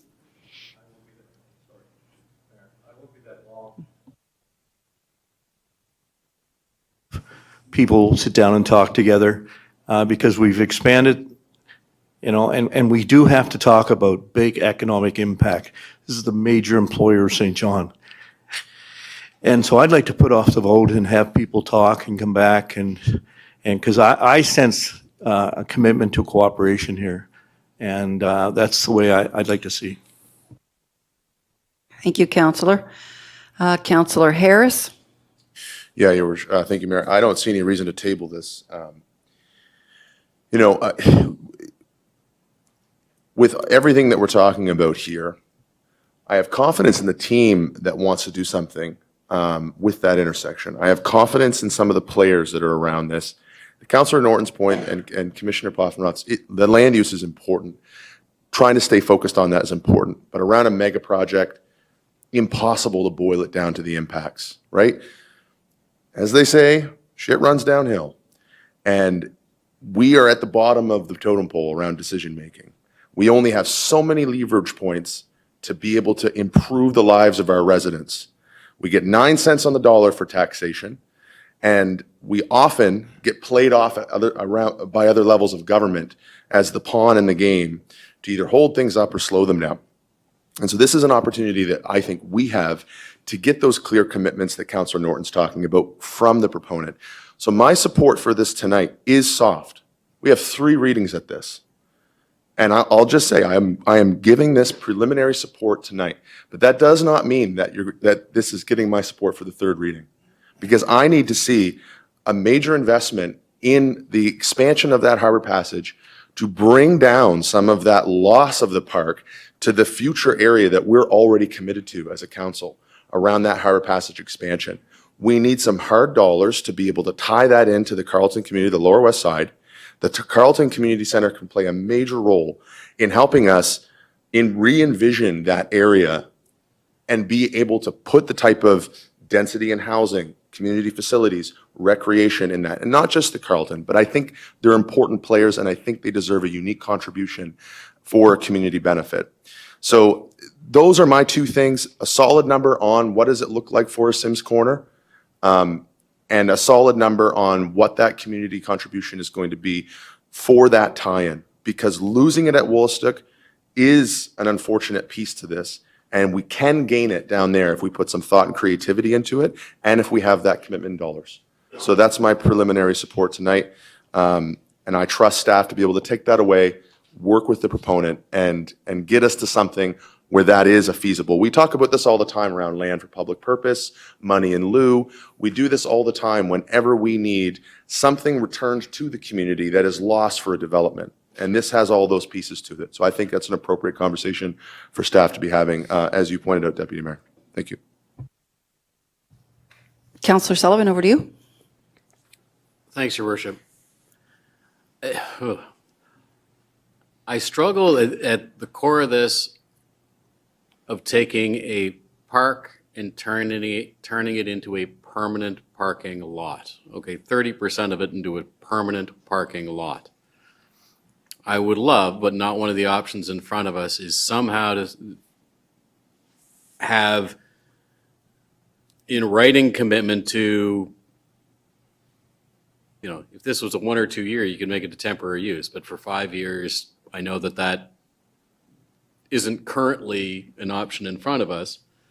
But Mr. Carson did speak to that reevaluation at the other end. You know, how do we put in writing in something, you know, whatever the opposite of a sunset clause is that we have done on things that, let's support the next gen project. Let's get it done. Let's make sure there's a conversation that has some teeth in it on the other end, because just loss of park to a permanent parking lot. This isn't an industrial park where if you take a piece of land and make it into a laydown site that's also a parking lot, it's in an industrial park. With regards to traffic, I mean, this comes down to the folks who live around the area and the West Siders who use it regularly. And I appreciate a good bar graph as much as the next person. History is the best predictor of the future. How long is the Harbor Bridge going to go before there's another summer shutdown? And it sits over salt water, and, you know, I don't know if we've ever, in recent memory, gone 5 years without having another Harbor Bridge shut down. So, you know, I would say chances are probably good that the bar graphs we saw there would be stacked on one another, plus all the increased industrial traffic. At the end of the day, it comes down to a loss of park, a reduction of quality of life for those who live and use that area. And again, but Mr. Carson, you know, but what's the community benefit that balances that? And I would hate to propose, and he said, you know, he had Dominion Park on the screen, which I love Dominion Park, but really it's not his idea or my idea. What would the community want or need to help buffer if you're losing a big hunk of park and increasing traffic and making their life tougher? What's the community benefit? The community benefit is more, no offense, than a pedestrian bridge. You're building the pedestrian bridge not only for the community benefit, but that's how your workers are not playing Frogger getting from the parking lot to their work site. It's a necessity. I appreciate the extra investment into Woolastook Park itself, but for something this big with the inconvenience size that it's going to create, I need staff and I need the proponent to have those discussions so that it's laid down in a section 59 before a third reading of what are the community benefits that are going to be there. I don't want to turn it down tonight. I really want that discussion, whatever the mechanism is, through staff after folks are done talking, to send staff and JDI away to, after hearing all of this, to find that path forward. But for me, I could live with a temporary use of parking lot to support the next gen project. I would have rather seen a temporary use a couple of years ago so they could build their parking garage, but that's not where we are right now. But for the rest of it, for the community benefit, I need to have something firm so that I can represent the community and say, if I'm voting to upset your life more or longer, take away park, increase your traffic at Sims Corner, on top of everything else that Mr. O'Reilly has reminded us is happening at Sims Corner, at least I can say here firmly is what benefit we're going to get, and there will be a discussion when next gen is over to see what else is the art of the possible. Thanks, Your Worship. Thanks, Councillor. Councillor Redwan, over to you. Thank you, Mayor. So, I mean, I think it's been evident since we've been here that if it's a public park, I'm not okay with getting rid of it. This has been a little more challenging for me because this is private land, right? At the same time, just because somebody owns a piece of land, it doesn't mean you can do anything you want with it. So for me, I can't build a multi-unit complex on my property because it's not zoned for that. And that's why we have this. So for me, I just wanted you to know, like, it's not about trying to leverage money from a business for St. John. This is about, from a land use perspective, the community is having quality of life item taken away. And so I think the community really needs to have quality of life put back into the scenario if this is approved. So, what does that mean? How much does it mean? I don't think it means $200,000 worth of investment, although I appreciate the creativity behind it, right? So how much is it? The thing is that you really do need to keep in mind is cities all around the world say, okay, you want to put your business there? Then you do this for the city here. And that's how they build their big metropolitan cities. That's what they do, because it's about quality of life. I loved Commissioner Poppenroth saying that this is the buffer, and that's where I'm struggling with it. Is there any amount of community benefit that would want me to take that buffer away? I don't know. It's really hard. It's heavy industry. I remember being a little girl looking and going, why did anybody put that there right at Reversing Falls? And that was as a little girl. And now I think we have this park to kind of separate that from the residents around there. How can I take that away? Because I remember looking and going, how do we have all this right there in that beautiful touristy area? But how do we get rid of that buffer? I want to support the next gen. I understand the challenges with getting staff, but this is a land use planning item. And at the 11th hour, once again, here we are. Timing is everything. And there's been a whole lot of pressure put on City Hall that I don't think should be happening. So, if anybody is wanting to do some sort of a motion for staff to take this away, I probably would be supportive to explore, but it would have to be, for me, something that's really going to benefit the community, because we got to keep in mind that buffer, a lot of it's going to go away. Councillor Norton, you haven't spoken yet, have you? No, I haven't, Your Worship, and Okay. I guess it'd be within your purview not to have me speak any further. You go ahead, I'm going to follow you. Just a bit of a procedural question. If there was an, and I don't know procedurally how this goes, especially with a public hearing and a rezoning application. I think I do, but I wouldn't be asking the question if I did. Can you make a referral back to the city manager, which delays? You can. I'm at the risk of having this die on the table. I'm gonna float it. I'd refer this back to the city manager. Can I get, well, okay, I guess I'm not going to speak on it. All right. I would, I'd refer this back to the city manager for further discussion between the proponent and the CAO. If I get a seconder, Okay, I was going to say, I wouldn't mind throwing my 2 cents into this, but if I get a referral motion on the floor, I'm not going to be able to do that. that's my understanding. You can't, Your Worship, but you are the boss. Thank you. I think I'm going to hold on that before I accept those, and then we'll. Absolutely. I just want to get my 2 cents in with all of this. For sure. Because there are no speakers left. Well, then why don't I do this? Why don't I remove it if you want to get your 2 cents? If you Yeah, put me that's in all I the wanna queue. do, and then- Why don't you then put over me in to the you. queue next, and I'll put that motion Okay, sounds forward. good. All right, thank you. So I guess for me, I look at economic development. I've heard all about economic development. But what does that mean for the city of St. John? What it means for us is an increase in our tax base. That's important to us. So out of a $1.1 billion project, it'll be, I think, $1 million in a lift, because everything else will be machinery and equipment or whatever. So we need tax base growth. That's economic development for the city. Economic development for an entity, a business entity, that's different. That's a bottom line. And for us, it is as well. So we need tax-based growth. That's what we're looking for. So when we see projects coming, we want to know, what's the economic lift? I'm from Halifax, and I moved to St. John in '84, and I bought a house in '85 in the South End. And 1 and 2 kids down at that little school were lived in poverty 40 years ago, and they still do. So I'm not seeing that economic lift, which is what I want to see with industry. So that's one thing. Quality of life is important. You just heard about how this is a buffer between industry and it gives you that quality of life there. And I know that it's their land. We've heard it a million times, but that piece is a little oasis there. And someone talked about the west side, and they remember having, the butcher and the this and the that. How do we get back to a neighborhood? How do you get back to a neighborhood and have heavy industry? You need to have these little buffer zones.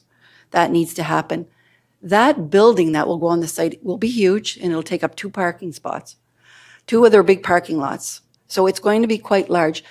It's been there. It's been grandfathered in. It is there. It's not going to move. That's all fine. But how do we work together so that the citizens have a lift with it, the city has a lift with it, and the industry has a lift with it? So that's what I guess I'm looking for. When I look at heavy industry, altogether, all of your heavy industry pays about $24 million to the budget, which this year will be $197 million. It's 9.2%.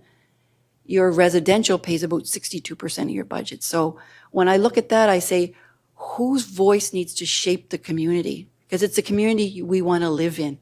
We already know we have about 20,000 vehicles that come in here every day. A lot of speakers don't live in the city. And a lot of times people will say, I don't live in St. John because I don't want to live next to industry. I don't like the risk it brings. I don't like the lighting. I don't like the noise. I don't like this. I don't like that. So we already know from a Gardner Pinfold report that we actually procured and we had done for the city of St. John, that the more industry, heavy industry you have in your community, the more it drives out your population. And we knew from that report as well that the farther you go from the city core, that the more expensive the housing is, which is opposite to most big cities. Most big cities, if you live closer and closer to the downtown, uptown, whatever it is area, the houses become more and more expensive. That's just the opposite case in St. John. So we have suffered over the years, and we haven't had the growth that we should have had.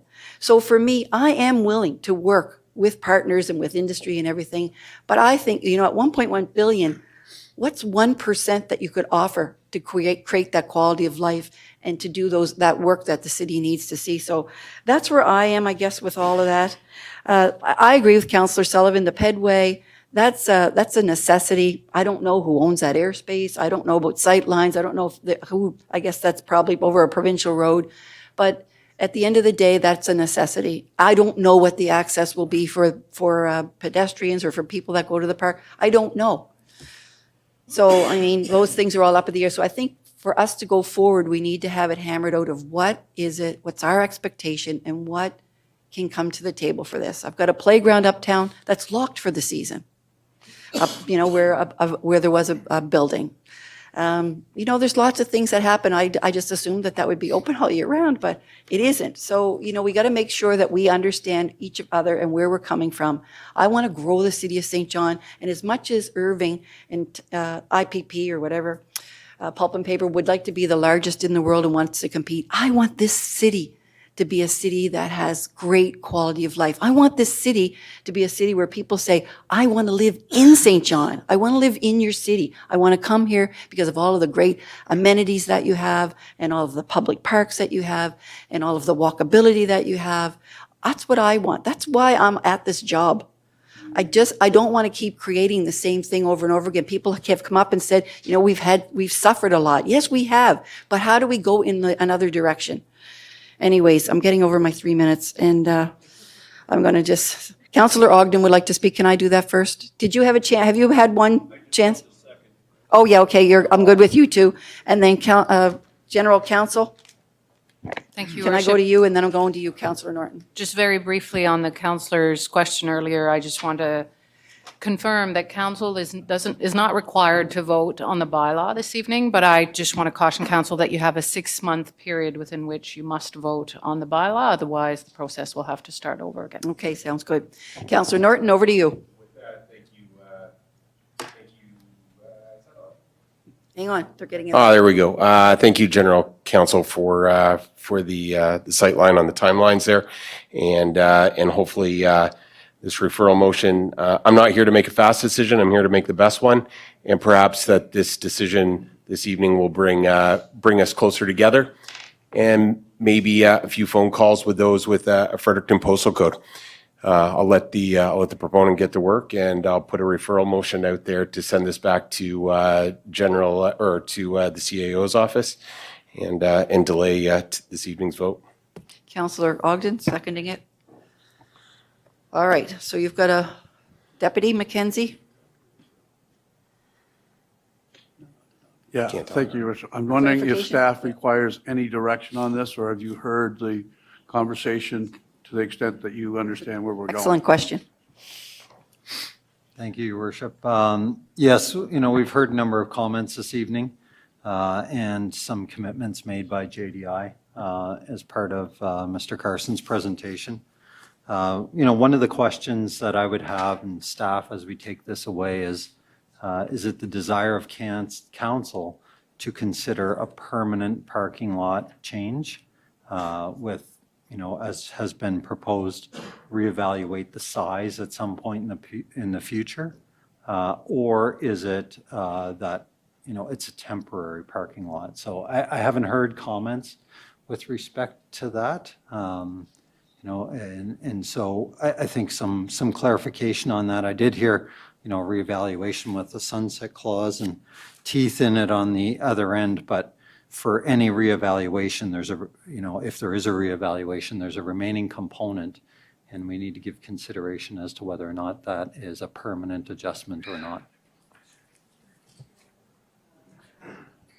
Councillor Harris, over to you first. I mean, to the CAO's point, we can be creative here. I think we can do both, right? If there's a part of this that the proponent believes needs to be permanent, it's going to be need in perpetuity, then let's talk about that. But if there's a part of this that is clearly only needed for 5 years, there's no reason that it needs to be built to the same standard, in my opinion.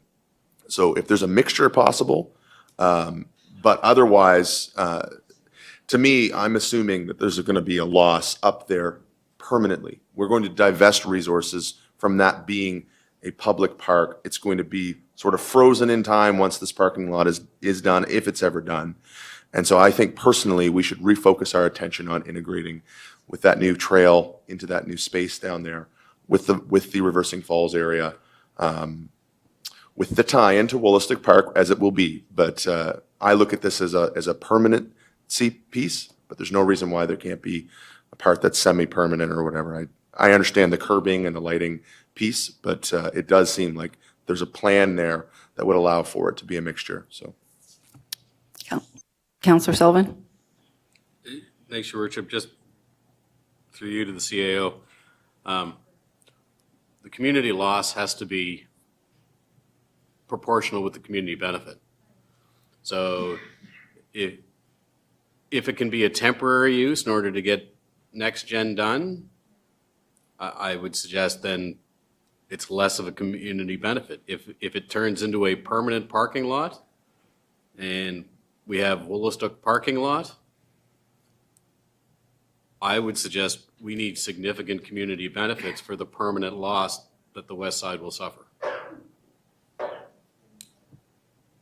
I think that sort of answers where you're. Are we discussing the motion at hand? No, I think you're just looking for a bit of clarification on some of the subjects that All we right. need. Okay. So do you think you're good on that then? Good on that one? Okay. All right. All right, so the motion is there, and I'm going to call the question. Are we ready for the question? All in favor for this motion?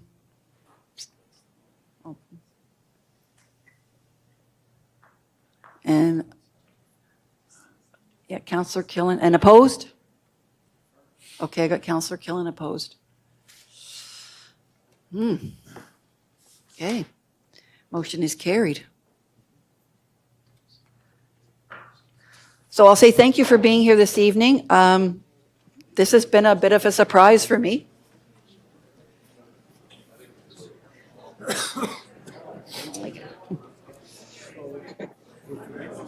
What?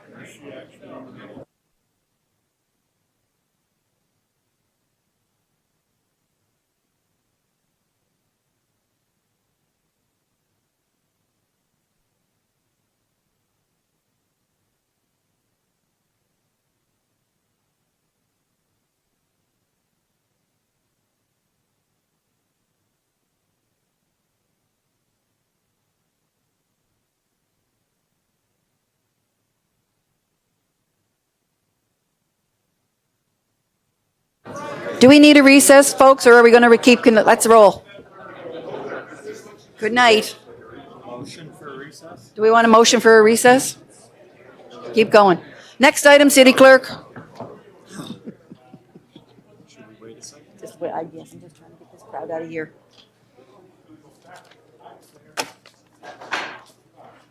Okay, councilors, are we ready for the next item? Mr. French, are you staying for the next item? Oh my God, I think he's deaf. Thank you, Your Worship. Next item is another public hearing, item 9.2 on the agenda, and it's a proposed zoning bylaw amendment for 529 Golden Grove Road. Okay, team, are we ready to move forward? I'm sending this one over to Commissioner Poffenroth for the introduction. Well, we're almost here alone. Thank you, Your Worship.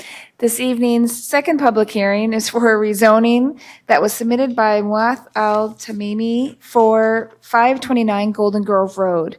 The application would permit the development of a mobile or mini home on the property. The application has been evaluated by staff and the Planning Advisory Committee, and included in your package is the recommendation to rezone the property. I'll now turn it over to Thomas Llewellyn, the planner on the file, for the staff presentation. Thank you. Okay, thank you, Your Worship and Council. I will try to keep this brief. The application, again, seeks to rezone the subject property from rural residential to rural mixed residential in order to place a mobile or mini home on the property. Subject property is located on the east side of the city, close to the intersection of Golden Grove Road and Hillcrest Road. The area is rural in nature and does not have access to municipal water or wastewater services. The area includes existing rural residential development as well. The immediate neighborhood is comprised mostly of rural single-family homes and instances of commercial along Golden Grove Road. There is an existing mobile home located adjacent to the subject property. This photo is of the access to the subject property and the existing mobile home that is next to the subject property. The subject site and surrounding properties are designated rural residential. The rural residential area covers existing low-density unserviced developments outside of the primary development area. The rezoning includes an existing lot and is not expanding the rural residential designation. Both Policy I-2 and LU 105 of the Municipal Plan seek to ensure compatibility of amendments to the zoning bylaw and municipal plan. Policy I-2 is concerned with whether the rezoning is compatible with land use policy. This application complies by being an existing lot with an established rural residential area, and the proposed development will have the same residential unit count as allowed under the current rural residential zone. Policy LU 105 is concerned with whether development and the placement of a single mobile or mini home on an existing lot within an existing neighborhood fits within the designated rural residential designation of the municipal plan. The proposed rezoning will enable a different residential building typology while still maintaining the overall settlement pattern and density within the rural area. Subject property is an existing undeveloped lot zoned rural residential, and the rural residential zone covers existing rural residences outside of the primary development area. Though it prohibits new mobile or mini homes, those placed prior to 2016 are able to remain and be replaced if needed. Again, this application seeks to rezone the subject property from rural residential to mixed rural residential in order to place a new or mobile or mini home on the property. Letters were mailed out to property owners within 100 meters of the subject site on January 6, 2025. No letters were received as of this presentation. The public notice was posted on the city's website on January 16, 2025, and the public hearing date is scheduled for February 24th, 2025, which should be today. PEC and staff recommend that Common Council rezone the subject site from rural residential to rural mixed residential. Thank you. Thank you. Okay, I'm going to open the public hearing, and I will say that this is not a municipal plan amendment again, and this is a zoning bylaw amendment only. And I'll open the public hearing and ask if there's anyone here who would like to speak against the application. I'll ask again if there's anyone here who would like to speak against the application. And I'll ask for the third time if there's anyone here who would like to speak against the application. I'll ask if there's anyone here who would like to speak in favor of the application. I'll ask again if there's anyone here who would like to speak in favor of the application. Oh, come on down. We're sort of feeling alone here now and like we've got no company. Hi. So I just agree with the stuff. Can you just give us your name? Sure. First? My name is Muad Al-Tamimi. Oh, the applicant. And yeah, I agree with the stuff mentioned on the presentation. And nothing much to add on my end. Okay, sounds good. Anyone have any questions? Where do you live? I live in Lincoln, Fredericton. Lincoln, Fredericton. Yeah. Okay. All right. Well, thank you for being here this evening. Thank you. So I'll ask again if there's anyone here who would like to speak in favor of the application or against the in favor of the application. I'm in. Jeez, I'm all mixed up. I'm going to ask Troy. Is there anyone here who would like to speak in favor of the application? I'll ask again if there's anyone here who would like to speak in favor of the application. Okay, so hearing no one, I will close the public hearing and ask the team if you have any questions for staff, for Thomas this evening. And if not, I'm going to pass it over to the clerk for the... Excellent. There we go. On the question? All in favor? Opposed? Motion carried. A law to amend the zoning bylaw of the City of St. John. Okay, and I'll take second reading by title. I got to move it. Councillor Darling on the question. All in favor? Opposed? Motion carried. A law to amend the zoning bylaw of the City of St. John. Excellent.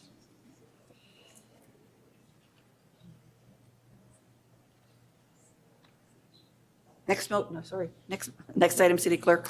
Thank you, Your Worship. The next item is a submission from the mayor, and All it's right. a notice of motion, selection of deputy mayor. All right, my proposed motion is that staff be directed to prepare an amendment to council's procedural bylaw to allow the mayor at the first meeting of a new council to nominate a councillor-elect to serve as deputy mayor for a 4-year term. This is only a notice of motion to be read into the minutes. That's it. Thank you, City Clerk. Next item. And just as a reminder to council, that will be forwarded to the next meeting of council for discussion. Next item is 12.1 under business matters. It's a staff report, St. Patrick's Street Pedway Nest Mural Removal. I'm sending this over to Commissioner Poffenroff. Thank you. Your Worship and members of council, it's with deep regret that the city was unable to salvage the public artwork Nest created by Deanna Musgrave that had been gifted to the city in 2017. The report in your package provides an overview of the events leading up to the loss of the public art and the steps the city intends to take for the protection and preservation of such art in the future. Director Dobbelstein is here this evening to provide additional information on the situation. Thank you. Thank you, Commissioner. Good evening, members of council. As the Commissioner said, certainly the city regrets the loss of this public artwork that I think most residents who've been through the St. Patrick's Street Pedway are familiar with. Unfortunately, there was extensive water damage caused by a frozen ceiling drain that ran through the roof and across the entire length of the Pedway bridge, and it caused damage to all of the ceiling structure. It damaged lights and other things, and there's a whole timeline in the report if you have questions. Unfortunately, this posed not only a safety hazard, but a health hazard, which necessitated the immediate removal of the ceiling, and by effect, the mural. This was commissioned as a collaborative gift from artist Deanna Musgrave and the Hartman Group Limited to the City of St. John in partnership with the North Market Wharf Cultural Association. And Nest was a dynamic and site-specific mural that beautifully incorporated images of birds, rays of light, distinctive St. John buildings and atmospheric elements. And it was a testament to Ms. Musgrave's exceptional talent and her ability to create ever-changing and flowing artwork that captivated viewers. The City of St. John deeply values public art and the contributions of our talented artists. And despite this unfortunate loss, we remain grateful for Ms. Musgrave's contributions to public art in St. John, and her recent work, Seahorse, continues to inspire and enrich our community as part of the city's public art bank and is displayed prominently in our customer service center at City Hall. and we look forward to witnessing more of her public art in the future. And we've been in touch with her a number of occasions in the last week to discuss the situation, as well as the Arts Board and numerous stakeholders in the arts community, the letters of whom you have in your packet this evening. You have the timeline in front of you if there's any questions, but there are certainly a number of learnings that we want to share with you that certainly we've heard very loud and clear. One of the things that was questioned by the community is, was this the city's public artwork? And unfortunately, the short answer is no. It was certainly commissioned by the Hardman Group with the artist, but the city wasn't party to that agreement at the time. So it was never considered a part of our public art bank. And unlike the hundreds of other pieces in our art bank, it wasn't insured. It wasn't the city's artwork. So certainly that's a learning going forward, that any future artwork on city property we should consider taking as the city art bank, or having it commissioned or accept officially. It was also painted on a ceiling that had critical infrastructure within it and could have been expected to leak. And so certainly our recommendation going forward is to avoid challenges such as this and the loss of prominent artwork. We want to be much more careful of the mediums on which we place public artwork in the future. The asset management team, which is responsible for the city's maintenance program, had consulted with the Hardman Group, who would commission the artwork, and that was the right thing to do. The department that normally deals with artists with growth and community services wasn't consulted. And we found out afterwards when the public did and the artist did. And there may have been some way for us to cut that off at the pass. So that's one of the things that we're going to take away. In the future, that department will be consulted anytime any department needs to work in or around public artwork. There was questions from the community raised about the vacancy of our arts and culture coordinator. Kate Wilcott, I think, as everybody knows, was elected as the MLA on the west side. And we're currently replacing her position, and that's certainly something the committee or the city is committed to, is ensuring that position remains in the corporation, and they will have continued responsibilities to oversee the city's art bank. And we don't think that that would have actually made a difference in this case, but certainly having an advocate there who artists can liaise with directly certainly is very helpful, and it would have sped things up in retrospect. We also have a policy that maybe some of you are familiar with. This policy right here, sorry, it's upside down, is the city's arts and culture policy, and it was approved by council 20 years ago. And so now's the time, we think, and we've heard this from our arts community, let's refresh that policy. We think there's some strong provisions that can be put in place to guide our arts and culture patrimony in the city and put some new protections in place for public art. There's only one piece of guidance in here on public art, and it's just that we should have an arts bank, right? So there's potentially a lot of things that could give guidance to city and city staff around commissioning artwork, maintaining artwork, and then even the hard conversations around decommissioning artwork. And I think of John Hooper's classic timepiece as an instance, like a wooden piece of sculpture that maybe wasn't created to last outside in the elements, but we've done some refit and renovations. We're excited to have that come back into the public realm in the next couple of years of the city market. But those sort of conversations are silent in the arts and culture policy, and we think there's opportunity to bring those forward. And then finally, obviously, we've had some conversations with the artist, Deanna Musgrave, about this unfortunate incident. And we've committed to meeting not only with her, but with the Arts Board and other arts community representatives to discuss how do we move forward, not only for this circumstance and understanding what went wrong and how we can do better, but also how we ensure that we learn from this collectively and ensure that public art is valued and cared for and cherished by all residents. And so with that, Your Worship, if there's questions related to artwork, I can take those. If there's questions for our asset management team, Commissioner Fogan is happy to take those. Okay, thank you. Councillor Harris has a question I or think comment? Councillor Killen does as well online. Oh, okay. I don't know who was up first, but I'll go to you first, and then I'll go over to Councillor Killen. Okay. I guess my question would be, do we, one, I mean, my kids love that Pedway. And I would hope that even though we may change medium, some simple water diversion around that ceiling is quite doable from a construction systems perspective. I would hope we do something back on that ceiling. Maybe different media, maybe a different paint, maybe some remediation around what happens if this valve breaks again. But I would hate to lose that, and I would hate to see the loss to Deanna's portfolio kind of go unfilled. So I don't, I guess I'd love to see Deanna have another shot at this, and I'd like to see us put some resources into trying to redeem that, because it was quite a lovely Pedway system. It was quite a draw for people. So it's multiple losses for sure. I get that it wasn't our art, you know, with the Hardman Group and that piece, but anyway, that would be my sense of the piece. So I don't know if you have anything you can say about Deanna's potential involvement with a future thing, or if the city has just said, no, we're not going to paint the ceiling, and that decision's already been made, or what, but. Through your worship to the councillor, we're going to have conversations with Deanna Musgrave and the arts community about is there opportunities for future public artwork from her and others. One of the learnings, as we discussed, is there might be some mediums that aren't the best place to put artwork. And on a ceiling with critical infrastructure in that, sure, it's not going to leak tomorrow, but we can't say it won't leak next week. We hope it wouldn't, but I'm sure when Deanna painted it, there was no thought that it would be leaking, 6 or 7 years later.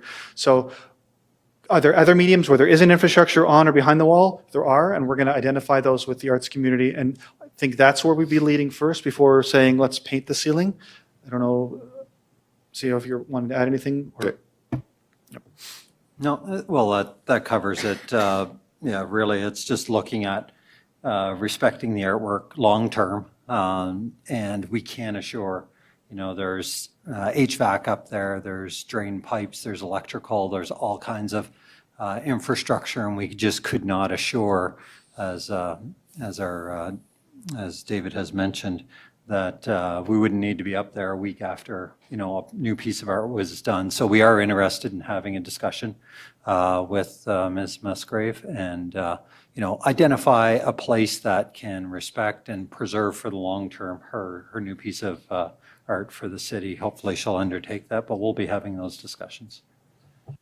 Councillor Redwan, over to you. Thank you, Mayor. This has definitely been a really unfortunate event, and I'm your representative on the Arts Board. I just wanted to mention to Director Dollstein's point, the arts policy change is actually in budget to start this year, right? And so it's supposed to be completed by 2026. So that's already on the docket. That was part of Council's strategic plan. It's right in there. So that's falling through with Council's priorities.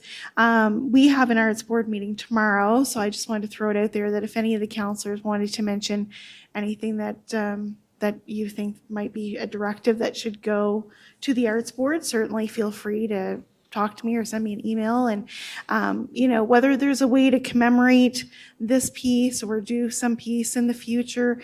And, I think that there's probably room for conversation. The Arts Board last year did get 3 new pieces of art, and it's beautiful. All of them are beautiful and different and unique. And anyway, so I just wanted to say to Deanna, thank you. I know that she's probably watching today. Thank you very much. I don't want you to think that the city has not appreciated this, but this was a very unfortunate event. And going forward, we all enjoy your artwork. Yeah, thank you, Councillor. I want to go over to Councillor Killen, who's got her hand up there. I missed her. I meant to go to her next. Over to you, Councillor Killen. Thanks. Thank you. Thank you, Your Worship. I just want to highlight what I think was one of the bigger issues with this incident, which was the communication piece. I heard from the artist yesterday who said she hadn't received her formal apology, but was told via someone in communications that one had been sent to her. So I think that there's been a lot of communication breakdown with this one, and it's really unfortunate because I think it is in how you handle it. Sure, like terrible things happen, absolutely, but for her to be the last to know and that to be part of this story is really unfortunate. So I just think that I really hope that, and we're hearing it from the local businesses uptown about sidewalks and communications around construction and things. So I think there's a bigger picture here around communications that we need to take a look at, because I think it's a bigger theme than just Deanna's project. I think it is something that we may need to focus in a bit more on. Thanks, Your Worship. Thank you, Councillor. Councillor Ogden, over to you. Yeah, just a little bit of advice about murals. We've done about 230 murals.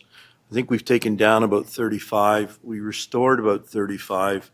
And we usually get between 17 and 20 years out of a mural. But the first 10 years, the wood ones, we were using different types of wood until we sat down with a mural artist. He was a artist at residence artist at Kingsbrae, was once the #1 garden in Canada. And he told us the type of board we had to use. And we went to that, and we had fewer problems. It was very expensive. But we often go on concrete, like at Reversing Falls and things like that, or on rock. And so there are many places we've just stayed away from. We've done it a lot of times on private property. And I want to just warn you about Fredericton had an arts board that started telling people what was going to be on the murals on private property, and it was quite a kerfuffle in Fredericton, and they lost. So art is very subjective. I mean, we don't want to put up Nazi signs and that type of thing, but it is very subjective, and they divided the community up there a bit because people started telling other people what was art. So I caution about that because people say we have to have an art policy and tell people what type of art. You can't really do that on private property, but you do have to take your background into, and so when I look at that, what happened there, I just wonder, like Mr. Harris said, could this happen again there? And I think you got to think about that. I talked to Tim O'Reilly about, there's a great big space. We did 2 murals I want to get down on Main Street that is on city property going up the old street there because they're really looking bad, and I don't want things to look bad. But that might be a place, and it belongs to the city. And it's very, very apropos with restoring Main Street. So that might be a place there. But just be careful about trying to tell people what is art and what isn't art. Thank you, Councillor. Councillor Darling, over to you. Thank you, Your Worship. I just have 2 quick questions for you, Dave. So is there a timeline on when you think the arts and culture position will be refilled? Like replacing Kate Wilcott? Sure, through your worship, the position is currently posted and it closes within days.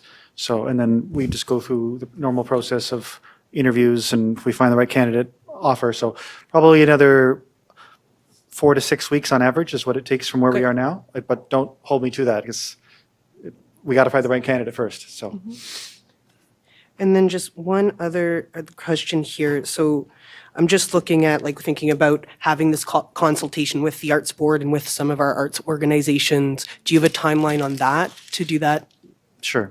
So through your worship, we're going to have some initial discussions, certainly with Ms. Musgrave and ArtsLink and the Arts Board, about certainly learnings around this incident, and talk about how can that shape policy considerations around the arts and culture policy.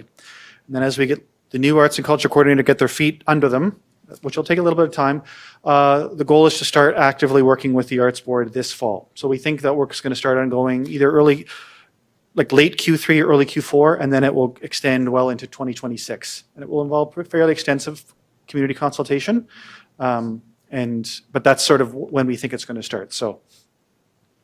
Perfect. But particularly around this issue, around having something in place, so in the meantime we're not having a repeat kind of situation. Sure. So I think there's certainly learnings that we've shared, that we've certainly shared amongst departments to know, okay, we don't have to wait for a policy to know in the future, contact growth and community services when you're in and around public art, or hit pause if you're working around it, and let's circle back, or a department should contact an artist.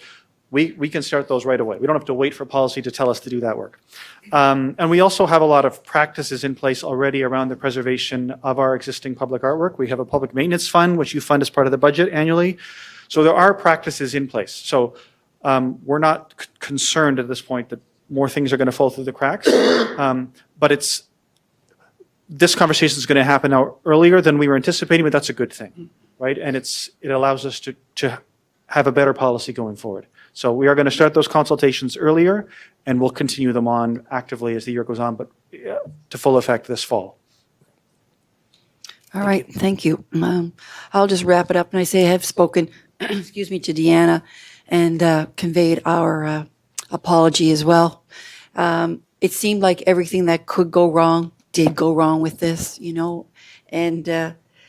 and yes, there are challenges to avoid, so there has been a lot of learning with it. That Pedway was, and I will say what Councillor Harris said, it was magical when you went through there. I think we've learned sheetrock's not the best thing to have artwork on because of the mildew that you can get on it, et cetera. So there are lots of learnings, but I think one of the most important things is what Councillor Killen also says, is that the communication, so every piece of our infrastructure that we lease out needs to have this policy as well and needs to be aware of it so that they know that if it's a flood, yes, call the plumber, but right after that, call the artist. If it's a fire, call fire, but then call the artist. So, but, you know, because we do own a lot of infrastructure that we don't always have eyes on it. So, so it's a incredibly regrettable situation. We'll never get another Pedway like that. I mean, that would have been a lot of work to do that ceiling.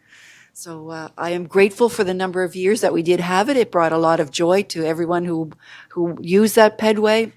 And, you know, we certainly have learned a lot. It's just unfortunate that Nest had to be sacrificed to get us where we are. But it is what it is. We're going to move forward. We hopefully will get another piece from Deanna. And I know it's tough for her because it's emotional to lose, especially a piece like that. I mean, it's a one of a kind. So, so I will wrap it up and I'll take a motion to receive for information. Okay, seconded, Councillor Sullivan, is that you? Okay. On the question, all in favor? Opposed? Motion carried. Next item, City Clerk. Next is 15.1 under general correspondence, and it's a letter from a citizen with respect to disability self-employment pilot project and request to present. The recommendation from staff is to receive this for information and then forward a copy to the St. John Ability Advisory Committee for their awareness. Perfect. Councillor Harris. Councillor Stewart on the question. All in favor? Opposed? Motion carried. Next item, City Clerk. And next are our items from Committee of the Whole. The first one's 17.1, multi-purpose recreational facility street vesting. And the resolution would be that the city enter into an agreement of purchase and sale with the Exhibition Association of the City and County of St. John, generally in the form as attached to the M&C, for the vesting of a small portion of PID 552-33837 as a public street and vesting of a 6-meter wide easement over PID 55161-343, necessary for the maintenance of the proposed street to support the multi-purpose recreational facility project, and that the mayor and clerk be authorized to execute the documents necessary to effect this transaction. All right, I'll take them. And Councillor Norton on the question. All in favor? Opposed? Motion carried. For the record, we got to thank Councillor Lowe for this. He worked hard to get this organized for us. Thank you, Councillor Lowe. Next item, City Clerk. Next is 17.2. This is a Green Municipal Fund grant agreement, new net zero multipurpose community complex energy study. The resolution is that the city enter into a grant agreement, generally in the form as presented to Committee of the Whole at its meeting held on February 24th, 2025, to receive funding from the Green Municipal Fund, and that the mayor and clerk be authorized to execute said grant agreement and any other documents ancillary thereto. Councillor Harris and Councillor Sullivan on the question. On the favor. On the favor. On the question, all in favor? Aye. Opposed? Motion carried. Next item, City Clerk. Next is 17.3, recommendation from Committee of the Whole with respect to agreement for urban tree project. And the recommendation is that the city enter into an agreement for the urban tree project with the federal government as attached to this M&C for the purpose of the city receiving funding, and that the mayor and clerk be authorized to sign said agreement and any other documents ancillary thereto. This is a good one. Councillor Ogden, over to you. I think it's fabulous. Thank Growing you. more trees. Great. Excellent. You're right. Deputy and Councillor Radwan on the question. All in favor? Aye. Opposed? Motion carried. Next item. Next is 17.4, Memorandum of Understanding with St. John Nonprofit Housing. The resolution would be that the city enter into a Memorandum of Understanding, generally in the form as attached to this M&C with St. John Nonprofit Housing, to permit St. John Nonprofit Housing to complete a feasibility study and other due diligence on the viability of adding residential housing above the Peel Plaza parking garage, and that the mayor and clerk be authorized to execute the said Memorandum of Understanding and any other documents ancillary thereto. Another good one. Councillor Harris and Councillor Darling on the question. All in favor? Opposed? Motion carried. And the final one, Your Worship, is a recommendation from Committee of the Whole, 17.5, Housing for All Contribution Agreement. And the resolution for this item would be that the mayor and clerk be authorized to execute the discretionary contribution agreement with His Majesty the King in right of the province of New Brunswick for a community encampment response plan in support of the implementation of the City of St. John Housing for All strategy, and generally in the form as presented to Committee of the Whole in M&C 2025-046, and that the CAO be directed to implement the program requirements committed by the city generally as outlined in the funding application. More good news. Deputy and Councillor Darling on the question. All in favor? Opposed? Motion carried. Before I send this over to Councillor Lowe to Councillor Redwan, did you have a question? I just need a clarifying question. Public hearing is closed for Woolstook Park, but we haven't made a decision. So does that mean no conversation? I've got a bunch of emails. I shouldn't answer them probably. General Counsel, over to you for this one. Thank you, Your Worship. That is correct. You are to consider in your decision-making what was presented to you at the public hearing, and then you've referred something to staff. Staff will bring it back, and you can consider that when you make your decision, but you should not engage with the applicant or anyone else. Thank you. Okay, and before we wrap it up, I just want to say thank you to my team and to staff. This was a tough night. A $1.1 billion project, like what are we doing? Quality of life. There's lots of things going on, but there's so many, this is all wonderful stuff here, all good things as well that have come out of closed session. So I want to thank the team here tonight for all of your comments and for, trying to stay in line with the public hearings, and to staff for guiding us. And so I'm going to send it over to Councillor Lowe for the final motion of the night.